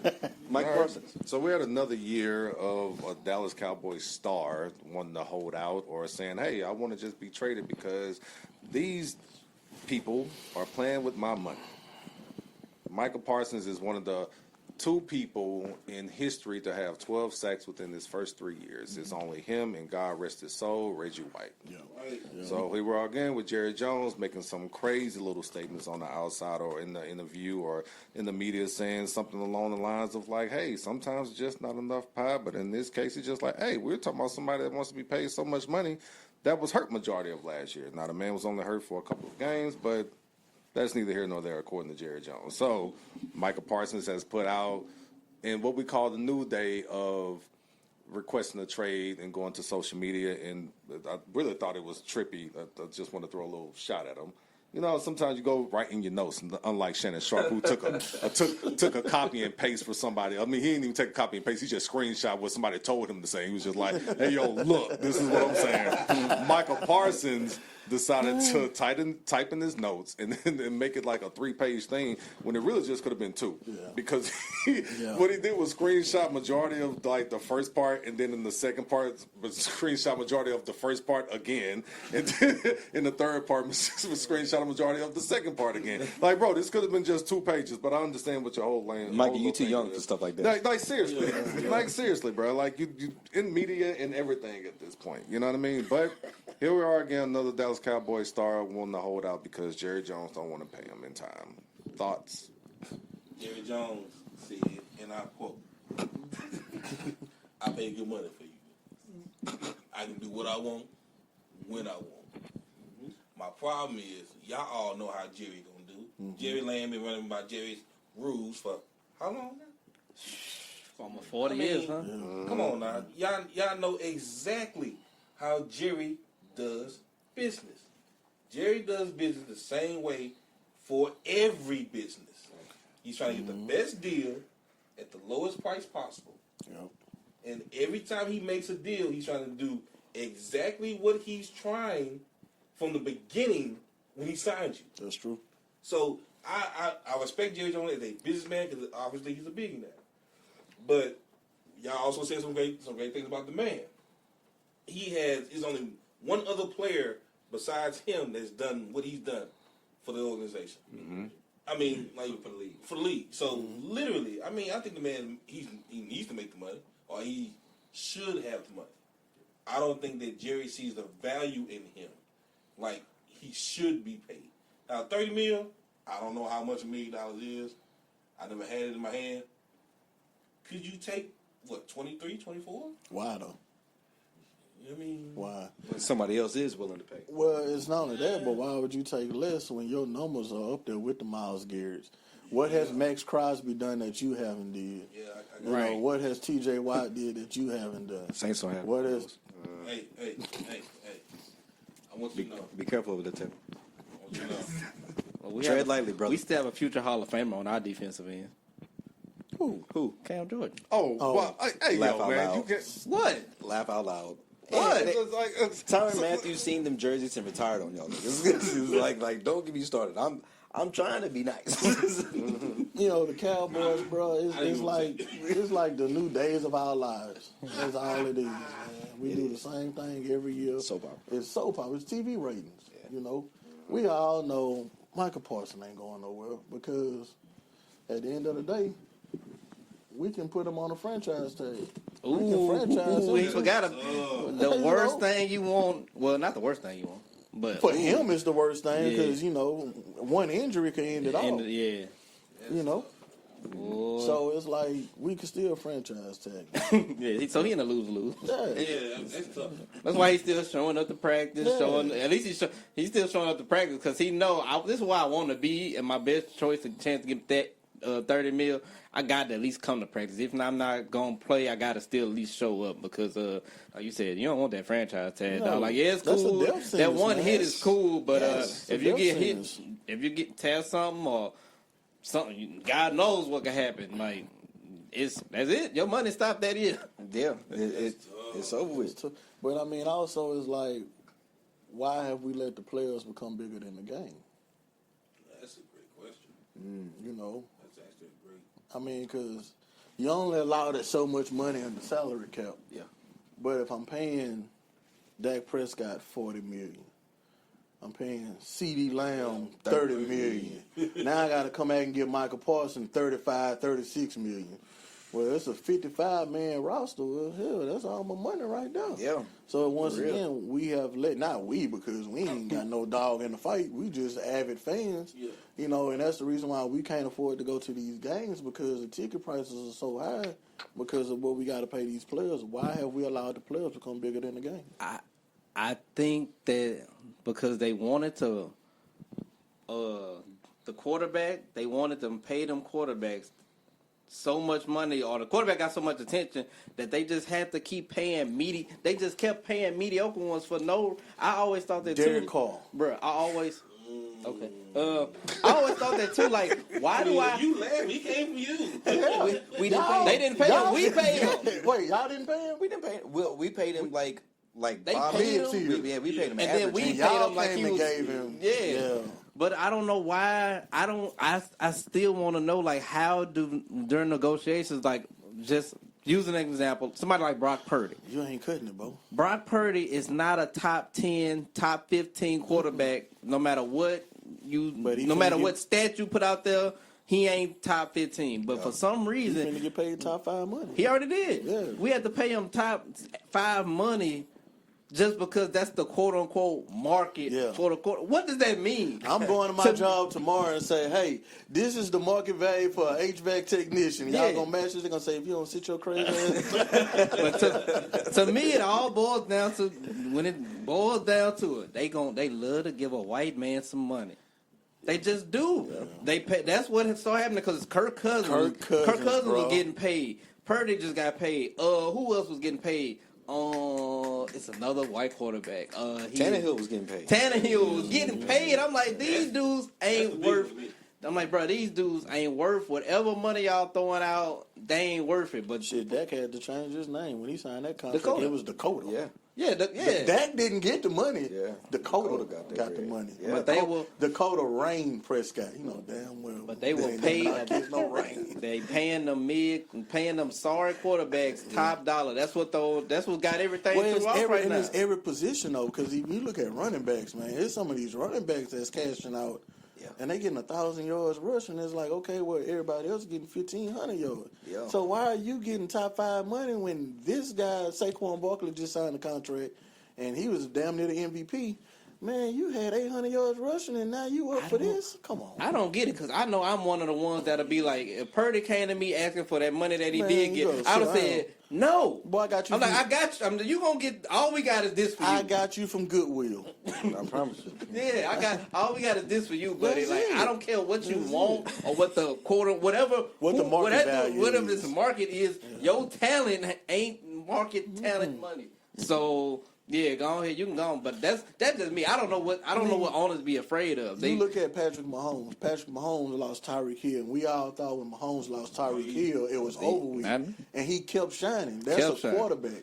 You look at Tom Brady. Tom Brady, we said when he lost Moss, that was over with. Gotta be he it. kept on winning. Those are the guys you pay the big money to. Now, if I gotta go get a quarterback, if I got a quarterback and I gotta go get a star wide receiver, a star running back, a star offensive line, the hell, why am I paying you for? Yeah. I don't get it, dog. Y'all said something that made me really think about it in this aspect. You said something about a white man, they want to pay a white man. That's built off the bodies of black men. So think about the mediocrity we've seen. Mm-hmm. And think about the great people that, or I say the great, but the great performances that have been done by let's just say black athletes.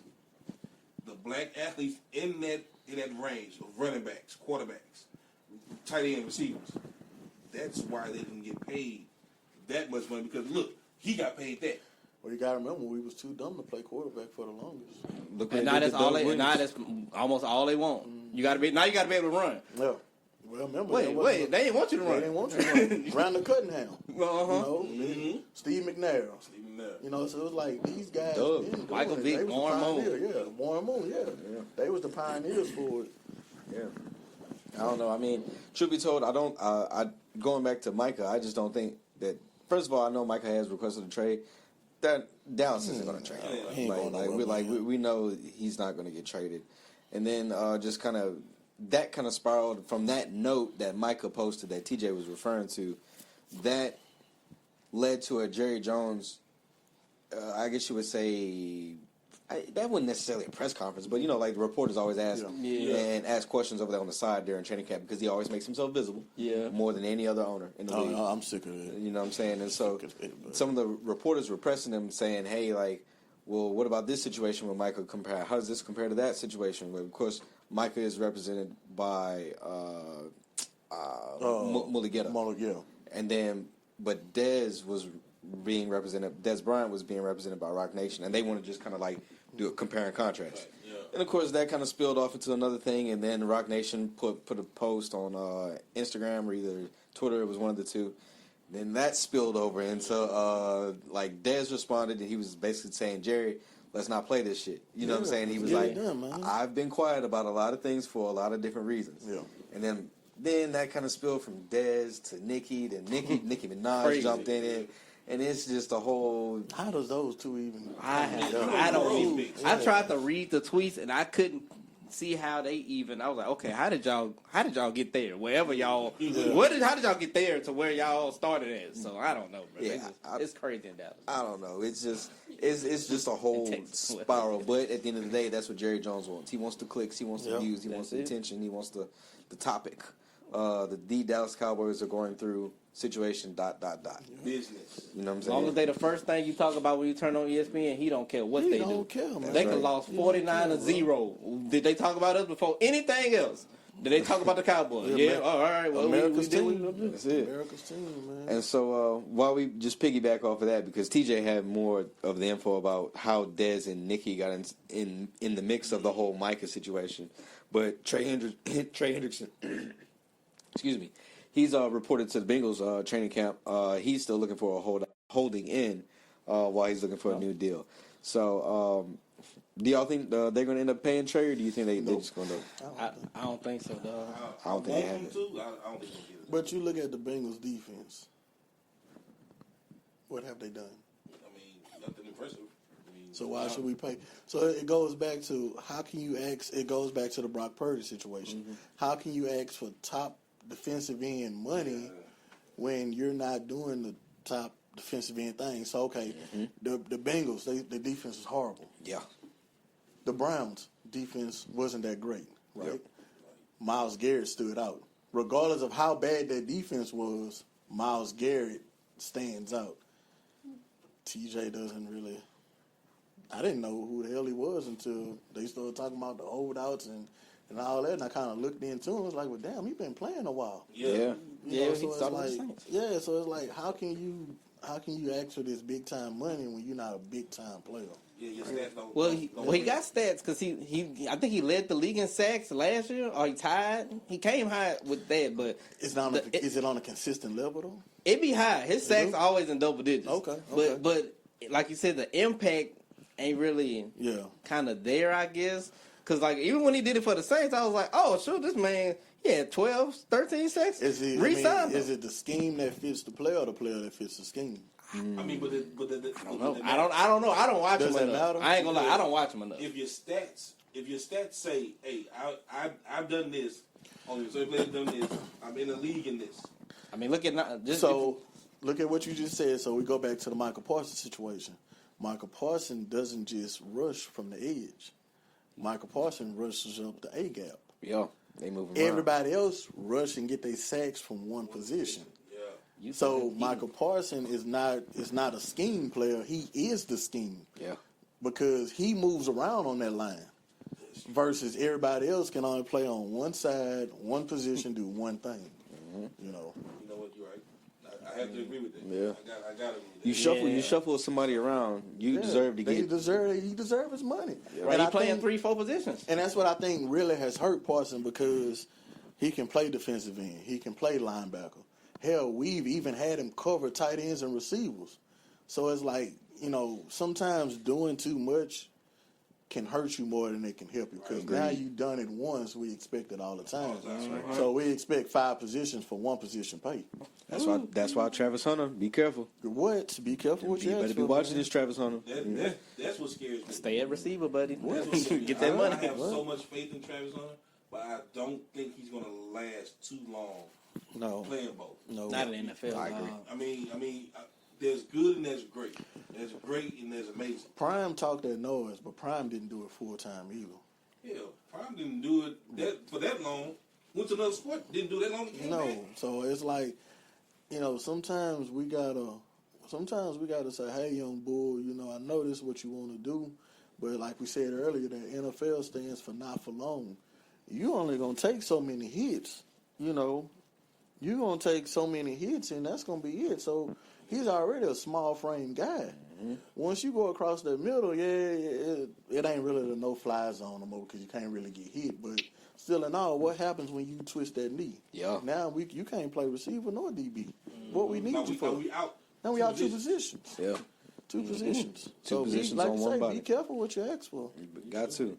So we're just going to kind of trim the list down here just a little bit. We're going to move some of these topics over into next week. Just some quick hits that I do have here because, of course, we're going to touch on some basketball topics here for a second. But just some quick hits. Breaking news there, ESPN did buy basically is buying the NFL Network and the NFL Redzone. Really? So the Redzone and the NFL Network, they are going to transition over into ESPN. I'm guessing that's going to start.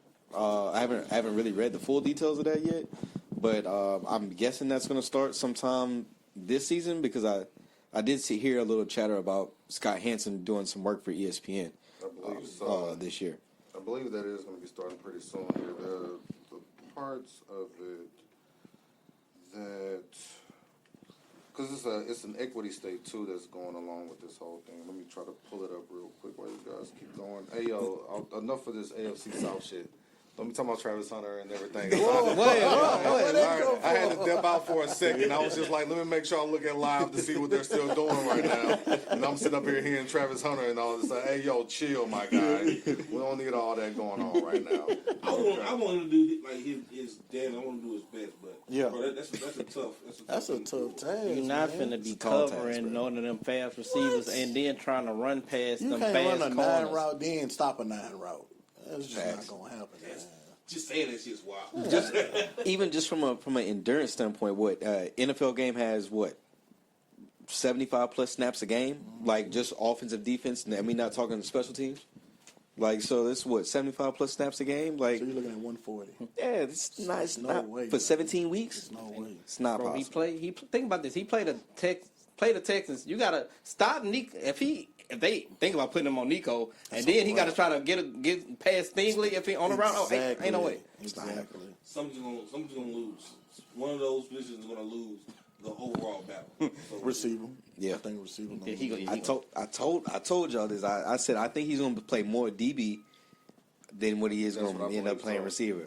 But But they say he's been killing them DBs at receiver in training camp. it's his own team. That's They got own other team. teams. But then that's what I was about to say. But I think that speaks And to that's more Aaron, too. Jacksonville's lack of good Defense. DBs Yeah, okay. than what it is, necessarily opposite. And then I can't even name another Jacksonville wide receiver.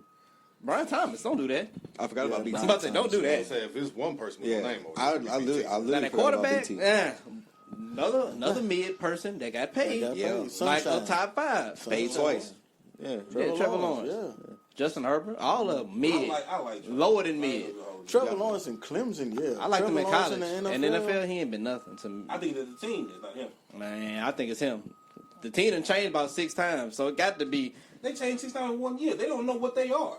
But he's a common denominator. So I'm like, wait, we 'Cause changed everything else around here. We it the starts same. with the quarterback. So let's change this and see what happens. Start with that signal caller. So it's not necessarily saying that when it's going to start this season. I just know Hope for ain't sure telling me. that that the bus red zone part is going to be overlooked by ESPN. But what ESPN is trying to do right now, as far as taking over the NFL Network, is going up against their going for their upcoming direct-to-consumer streaming product, which will continue to be available to traditional pay TV providers, et cetera, et cetera. You know what I'm saying? So I don't know exactly how that's going to transition or what it's going to look like going into this season, but as of right now, just know that the red zone part is going to be covered by ESPN. Well, all I know is I pay for YouTube TV and I pay for the Red Zone package, so we need to be able to work that out. You know what I'm saying? I'm about to do the same thing. I can do my YouTube TV. We got to be able to work that out some kind of way because I'm not about to be paying for ESPN, and if Red Zone is going to be on ESPN, I'm not going to be paying for the Red Zone part of that on my YouTube TV subscription. Figure it out, smart people. Figure it out, but.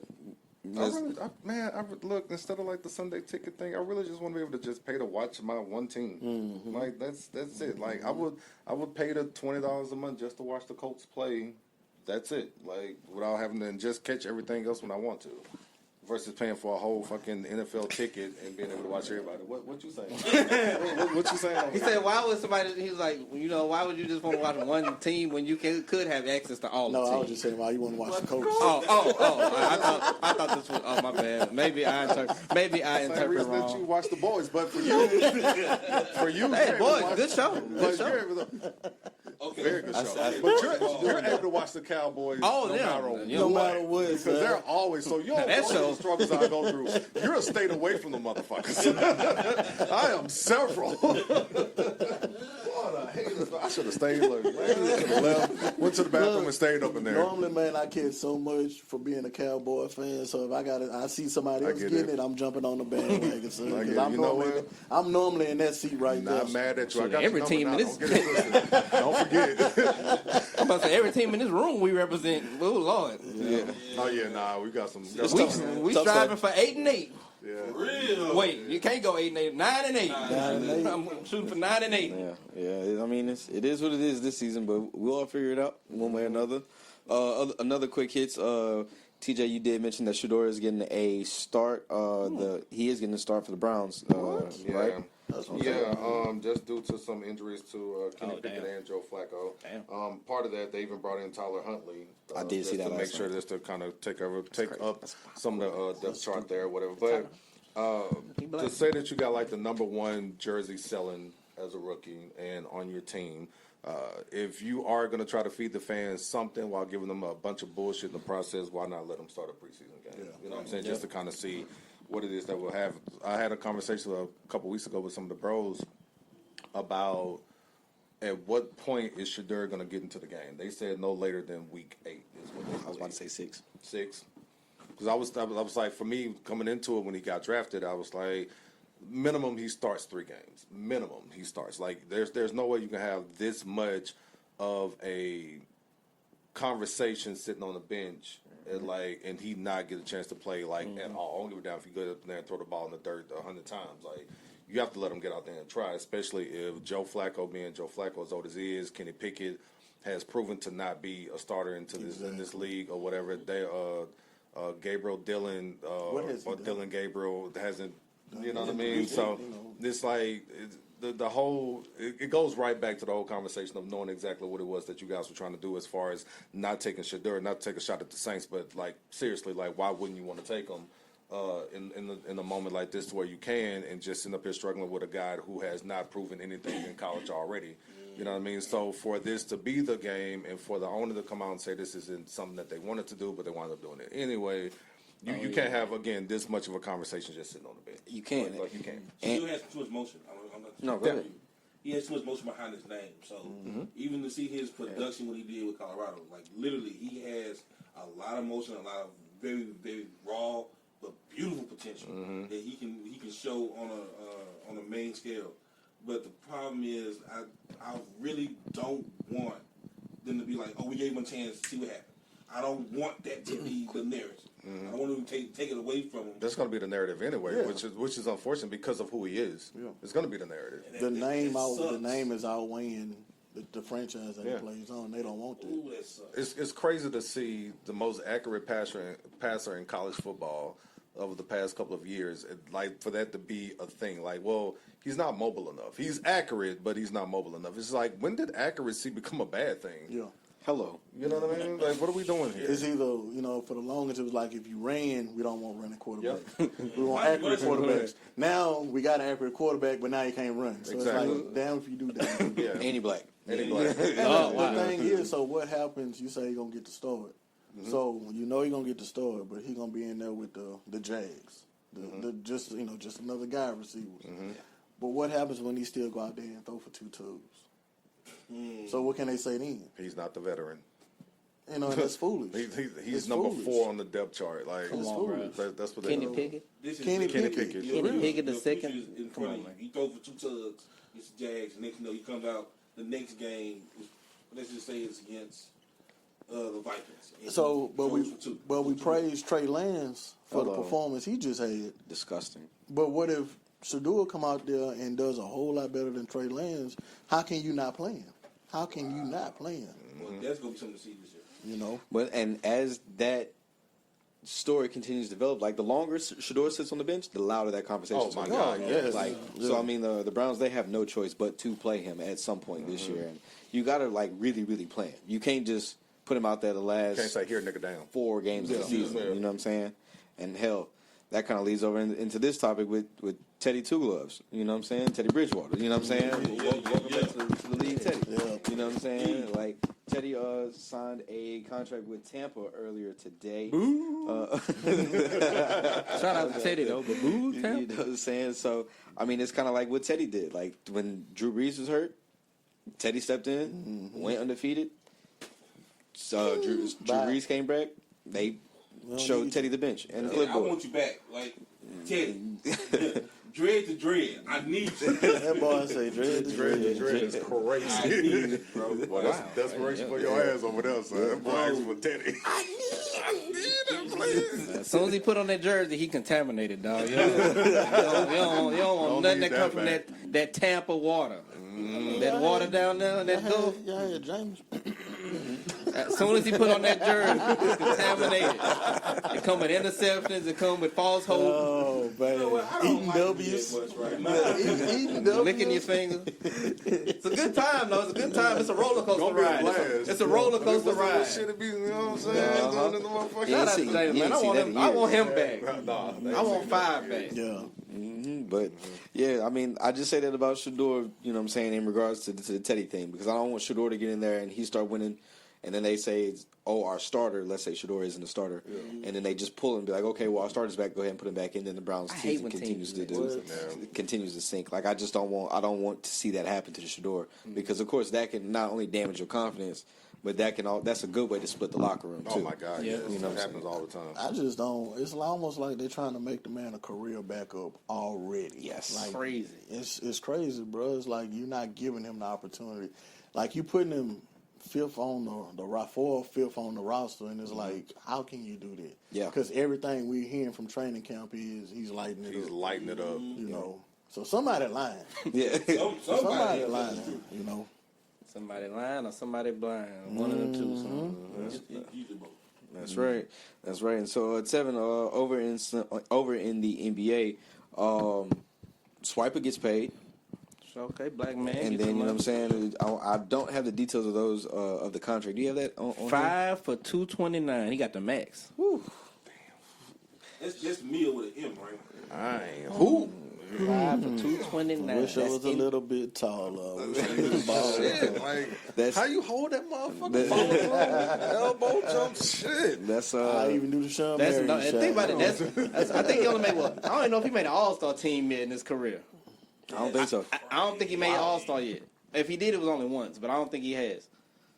Yeah, 5-229. Never made an All-Star team. I mean, I'm telling you, like, Shout out to the black man. and that's also out in Texas where it's, no taxes coming up Lord. on the Lord, boy, that's a blessing, no. Hey so, man, God good, ain't he? out there counting them chickens in Texas, literally. You know what I'm saying? So shout out to Swipa getting paid. Yes, sir. Luka also got paid. I believe he got like Luka what was Doncic. it? 3 3 years? for 162 or 165. 3 for 165. And that only sets him up for 4 for 417. in That's the 2028. Supermax. Yeah. That's gonna be. I think he just. Yeah, I think as long as he make the Yeah. the All NBA whatever, that's what he gonna get. Yeah. That sounds like That's gonna be his. that extension by itself sounds like an NFL payroll, right? No, seriously, I think- just like for a team. I think he's gonna be the first player to get $1 million a game. In the Oh, NBA. whoa. In the NBA. Or Yeah. Good. yeah, nice. or Because it's no, was it 4 for 317? How much that 8? it's a point in there somewhere. It's No, I might be 0.5, wrong. I think they 0.7. said 4, but I think they had to mean no, because 300 people getting 300 right now already. So it got to be 4. And the words of old Bubba Dub, Jerry West rolling over in his grave right now. Oh, it might be 5. It should be 5 for 417. Then that's because that's like 80 something million. Either way. Man, that's crazy Yeah, money, something bro. Damn, son. That is bro. crazy money. Getting paid, bro. Getting paid. So shout out to them getting paid. The NBA is definitely still passing out checks. You know what I'm saying? And Just pass one my way. it's not a recession over there, but for the rest of us, it's You know what I'm saying? don't never mind. I'm not going to talk about this administration. Don't worry about it. No, Yes, please. You got SummerSlam. one? SummerSlam. TJ. SummerSlam, man. Again, I just jumped back into the wrestling thing. This was by far one of the best. I don't even think they call them pay-per-views anymore. I think they call them PLEs, and I don't even know what the hell that stands for. I don't know. I guess it's paid live events or something. Somebody correct me, please. But it was a 2-night event, similar to what WrestleMania was. On Saturday night was the main event of CM Punk versus Gunther. I'm still trying to get used to who this guy is. He just chops everybody the entire match. Some of these matches aren't as great as they should be in some of these instances. But as I was explaining to the missus, shout out to the missus, the storyline in wrestling today is one of the things, or that's always been just like the main part of this. The big surprise and big shocker of the whole thing was that Seth Rollins faked an injury from 3 weeks ago. Whether he was in a match, it wasn't real. Like, and I think the dopest thing about it is that when the injury happened, it looked real. I remember texting like the group that watches wrestling. I was just like, yo, like, did he really fuck himself up? Like, that shit looked like legit. And like the next day or the next couple of days or the next week or something along those lines, he was on Rich Eisen's show hosting his show. And even there, while he was there, he was on crutches, talking about how he heard a pop and how he's going to be sidelined for a while. His social media, he's like out on crutches, walking with his daughter, et cetera, et cetera. Just doing like a bunch of things, just like literally just pushing this whole story that he's injured, just from to come out on Saturday night, drop the crutches, take off the knee brace, run down, cash in Money in the Bank. Kevin Nash. Yeah, it was like the Kevin Nash shit, like all over again. It was the craziest fucking thing because, like, even in the moment, my wife is asking me, like, okay, so if you know that this is all scripted and they know what's going to happen, what's so exciting about this? And, like, this moment is happening in the moment of me trying to explain why, like, this is interesting, and I'm losing my fucking shit, like, no, because this motherfucker was just saying he was hurt. Like, how the fuck does that whoop the whoop the whoop or whatever? Man. And then Sunday night was the main event, Cody versus Cena. Cody came out on top of that after a very good, I think it was one of the best matches I've ever seen Cena have. And at the end of it, Brock Lesnar also returned and popped up and shit like that. Hit Cena with an F5, dipped up out of there, and I think Cena probably got about 8 more appearances before like he's done. completely on this whole little run, but on the back end of the year, so it's about time. So the match that Cena and Cody put on was the match that everybody wanted to see at WrestleMania. And so what SummerSlam did this time was completely shit over WrestleMania. People forget all about it already. But it was a really good watch the entire time. Again, it was some shit and some people in there I had no idea about. So I just walked. I was like a tables, ladders, and chairs match. It had like 6 teams. I was like, I don't know none of these motherfuckers. I went outside. I went and poured me some drink, went outside, kicked it with the daughter. But outside of that, good SummerSlam. Y'all were cooking over there, like what y'all were doing, and I am still engaged until Cena is up out of here. He's one of the greatest, but he's not one of the greatest. I ain't trying to hear that shit. No. But that's a conversation for another day. We can definitely have a top 5 wrestler. Yeah. Definitely have a top 5 wrestler combo next week. I like that. Chris, you might have to chime in on that one over there in the chat next week. You know what I'm saying? See what's going on with that one. He kind of got me back in the wanting to watch wrestling. You know what I'm saying, man? I mean, He's so lit, man. I definitely tapped in for WrestleMania. I tapped in. I went to go see what was going on over there. Crowd looked like they was fully engaged. Yeah, like they are. Like these crowds that's in wrestling now, they look like they're 20 more times into it than what it was when we were younger. Yeah. Like whenever we were just excited to see somebody get their ass whooped. Like what they're doing now, like it's incredible. Like they selling out. They was at Meadowlands. What's the MetLife. Giants thing? MetLife. They was at MetLife. Damn, they sold MetLife. They sold off MetLife. The only part that was tarped off was behind the actual entrance. That was it. But the rest of that shit, like, nah. My homegirl went to a Giants game. She's a huge Dallas fan. Went to a Giants game a couple years ago, and she was in the nosebleeds. And she just took a picture, and I was just like, damn, man, like, your seats still look good. And she's watching a football game. Nigga, this ring is about the size of, this room? Like, you know what I'm saying? So for people to be in the nosebleeds looking down and trying to see what the fuck is going on, like, I couldn't do it. Yeah. But people love that shit. Yeah. Well, that's what it is for SummerSlam. So now I can go ahead and shout out to SummerSlam. Shout out to Triple H for some of the things you're doing. I saw him in a press conference the other day. Wasn't too happy about that. Yeah. But him and the great LT was at a joint press conference together with somebody. But off topic conversation. So now that leads me over into this. So I can go ahead and get my hate off. Love when Marty get his head off. It's consistent. So a couple weeks ago, Hulk Hogan died. No, we all get our head off. Well, me, I'm in on this. Hulk Hogan died. Damn, it got quiet. So you could say, on one half, rest where you deserve. Well, that's where I'll leave that. Like that one. Rest where you deserve. I like that. Of course, if you don't know why I'm hating on Hulk Hogan, because he has a long storied history of hating on black people. Especially, he has a recorded conversation that came out when he was hating on his daughter for dating a black man. And I do want to shout out to his daughter. I believe her name is Brooke. Yep. She turned down what he had for her in the will. That's crazy. So she. That's crazy. That's the one who married the black man? Yeah.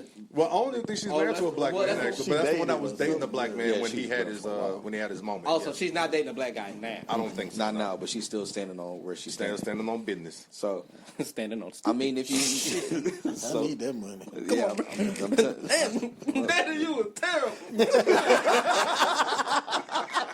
I hate what you said about all of them. Man, God. Let me go get one right now. Motherfucker. Oh, my God. Oh, my God. You're so evil. yeah. Shit. What would y'all have done in that Took situation? the money? You ain't talking about that. But, No, for real. If you were in Brooke's shoes, what would you have done? Took the money. Everybody would took the money? yeah, I'm going to say what my Every dad... dollar I spent, I cuss him out. Right. Yeah. Straight up. If he did, like he did his job as a father, he left an inheritance. But I would say, he had some bad, whatever his ways was, I'm acknowledge it. I ain't gonna just act like it ain't happened, but if he left me some money, I'm gonna take the money. Yeah. That's what I'm supposed to do as a child. My name on it. Man, y'all watch the Boondocks. It's mine. Yeah. Y'all remember Riley said, fuck you, fuck the every dollar I spend, fuck you, fuck what you said, fuck Fuck them shoes. Fuck them tights. Fuck them red and yellow That boots, fuck mustache. that stupid ass song. But we knew that was a wig the whole time that you had underneath that That bandana. do-rag, that trash tape you and that lady made. That sorry beard you got out now. Like, That beard terrible. I never want to see another man with that. It was given to me. Whatever this thing is, the handlebar. What Yeah, is the handlebar. Yeah. What is It's called the handlebar. Grown man. The grown man. Fuck you and the Come on, 22-inch python. yeah. Why would you just cut this off and leave it all? I'm just do this right here. And hated to be called bald. Nigga, I mean, you're bald. You are. Like, accept it. What you hanging on for? Creep. dirty mother. Boy. Man, I hope to never make y'all mad and get on y'all back. Hey, man. I mean, like, come on, man. Like, what bruh. Man, fuck Hulk Hogan. Like, seriously, like, it's fuck Hogan. Come on, man. I don't care what nobody says. Like, NWO, WCW, WWE, Come on, all man. of them. It was cool until it wasn't. yeah. Hey, man, sometimes you outlive your legacy, my boy. Yeah. Hey, like, Yeah, you only 62? 70. Oh, you 70? Yeah. Oh, 70. Yeah. Now, if he would have died at 50, we're probably having a different conversation. Maybe. But I'm not going to even say. I'm going to say we're having a different conversation if he would have died at 50 from steroids from the 80s and the 90s that he lied that he didn't take. Right. Oh, God. All right. But even his time in wrestling and what it was that he did in wrestling was still fucked up. We all watched that Vince McMahon documentary. We all watched and that. we all saw what fucked up things that man did to his other peers who was trying to get a little bit more money, but because he was like, nah, I'm gonna be like, because it's me and I'm gonna be the only person getting the money up in here, brother. Like, boy, eat a dick, man. Like, Iron Sheik ain't fuck with you. When I heard what he did to Kamala, bro, that was messed up. Like, bro. come on, man. Like, no, bro. Like, I can acknowledge what you did for wrestling. Yeah. Rest where you deserve, Hulk. All right, You that's know what it, my I'm boy. saying? And I'm a lead at that. Boy, God was working crazy that week. Hey, Oh my God, shit, man! Look, that's why I was actually saving the real one for that for next week. You know what I'm saying? So we can properly. Oh yeah, let's do it. Properly send off our brother. Yeah. You know what I'm saying? So we're gonna push a couple topics over into next week, and also we're gonna roll over the Fantastic Four review into next week. We're gonna give you another week so you can try and see it. All right. If you got No, time. go watch it. For real though. You know what I'm saying? So I've heard good things about it. I guess I've been in my own little space and trying to figure out why I don't like it, but understanding that I need to see it. bro, that 70s old school theme, you hardly notice it after like the first 20 minutes. Trust me. It goes away. Like Yeah. trust me, bro. You like It's an alternate enjoy it. universe. Yeah. It's not our 70s. Yeah. So, yeah, man. So, anything else? Well, of course, next week we're gonna talk about Coach Prime beating cancer. We're gonna dive more into the whole Shannon Sharp situation a little bit more. We'll talk about Alfredo too. Hopefully, you've had a chance to listen to it. Absolutely. Fucking right. Oh my God. TJ hasn't had a chance to talk about the Clips album. I don't think you have. Nah, I'm just gonna call it a masterpiece. It's a classic Sugar album of the year still, even with Alfredo 2 being as great as it is. Yeah. Yes. The Drop 3 is now on DSP. So Whoa, really? Yeah. 1, 2, and 3. Yeah, Yes. So and a Three. couple artists they're starting to get their mixtapes. It's slowly starting to get over to the music platform. So we'll talk about that next week too, and how that's starting to shift. And I wonder who caused that. Primo Rice also put something out. Oh shit. And we also got to talk about the run that Metro is on this year, and Alchemist is on this year. Right. So I have not listened to the new Metro joint yet. I listened to some of it. I listened to a little bit of it. if you enjoyed the music, if you enjoyed that Atlanta sound from about 06 to let's just say 13, you'll enjoy this. Okay. If I seen Marcus enjoy cutting up about it. Oh no, like Yeah. I'm you having, sharing a lot, and I saw Marcus. I'm having a blast with this album. Like I'm about to go get my Sperry's, my Nike Elite socks, Hey, and a yo. polo and some cargos. You know what I'm saying? Okay. Like I'm about okay. to. No, Back. I'm back in my Duffy. Yes, all right. sir. So, Chris, thank you for coming through, bro. Thank It's a you. pleasure, man. I Thank appreciate you. y'all having me, man. Thank y'all again. I got your number now. I'm on your ass. Already. Hopefully we didn't bore you. Hopefully, you know what I'm saying, you Nah, enjoyed this was yourself. fun, up here. man. Most definitely, bro. We damn sure appreciate you coming through. Yeah, man. So we definitely look forward to what's coming next, and the season kicking off. I'm definitely gonna drop in. Appreciate What's it. going Nah, on facts. over there. Appreciate You know what I'm saying? man. Because Thank I mean, y'all. I I need believe something to do. in the kids. Like a lot of things Kanye says nowadays, can't really trust it. But you gotta believe in what he said when he says, watch the kids. Exactly. You know what I'm saying? So Exactly. the kids know what's going on, and they are, these kids nowadays, they're way better athletes than what we were. They are. So They are. They are. I definitely want to go check in, go see what they got going on, and most importantly, how y'all developing the kids Thank over there. y'all, So, Tevin, you got anything before we wrap it up? Nope, I don't. TJ, you Not got at all, anything? man. I don't. I believe the kids are our future. I thought you said you about to. I thought you about to say you believe you can fly. I said, all right, I know. We got to go now. Man, look, I'm leaving that one alone. I'm leaving that one alone. Bull, you got anything? Nah, man, I'm done, man. It was great. I loved it. Missed y'all. Most deaf, man. It's good to be back. Good to be back. I'm glad Chris was back for our first episode back in 2 weeks. You know what I'm saying? So this was super dope. This was episode 72 of the Perspective Podcast. We are chugging along. You know what I'm saying? On that chase for 100. You know what I'm saying? So until next time, y'all. We thank y'all for tuning in, and we out.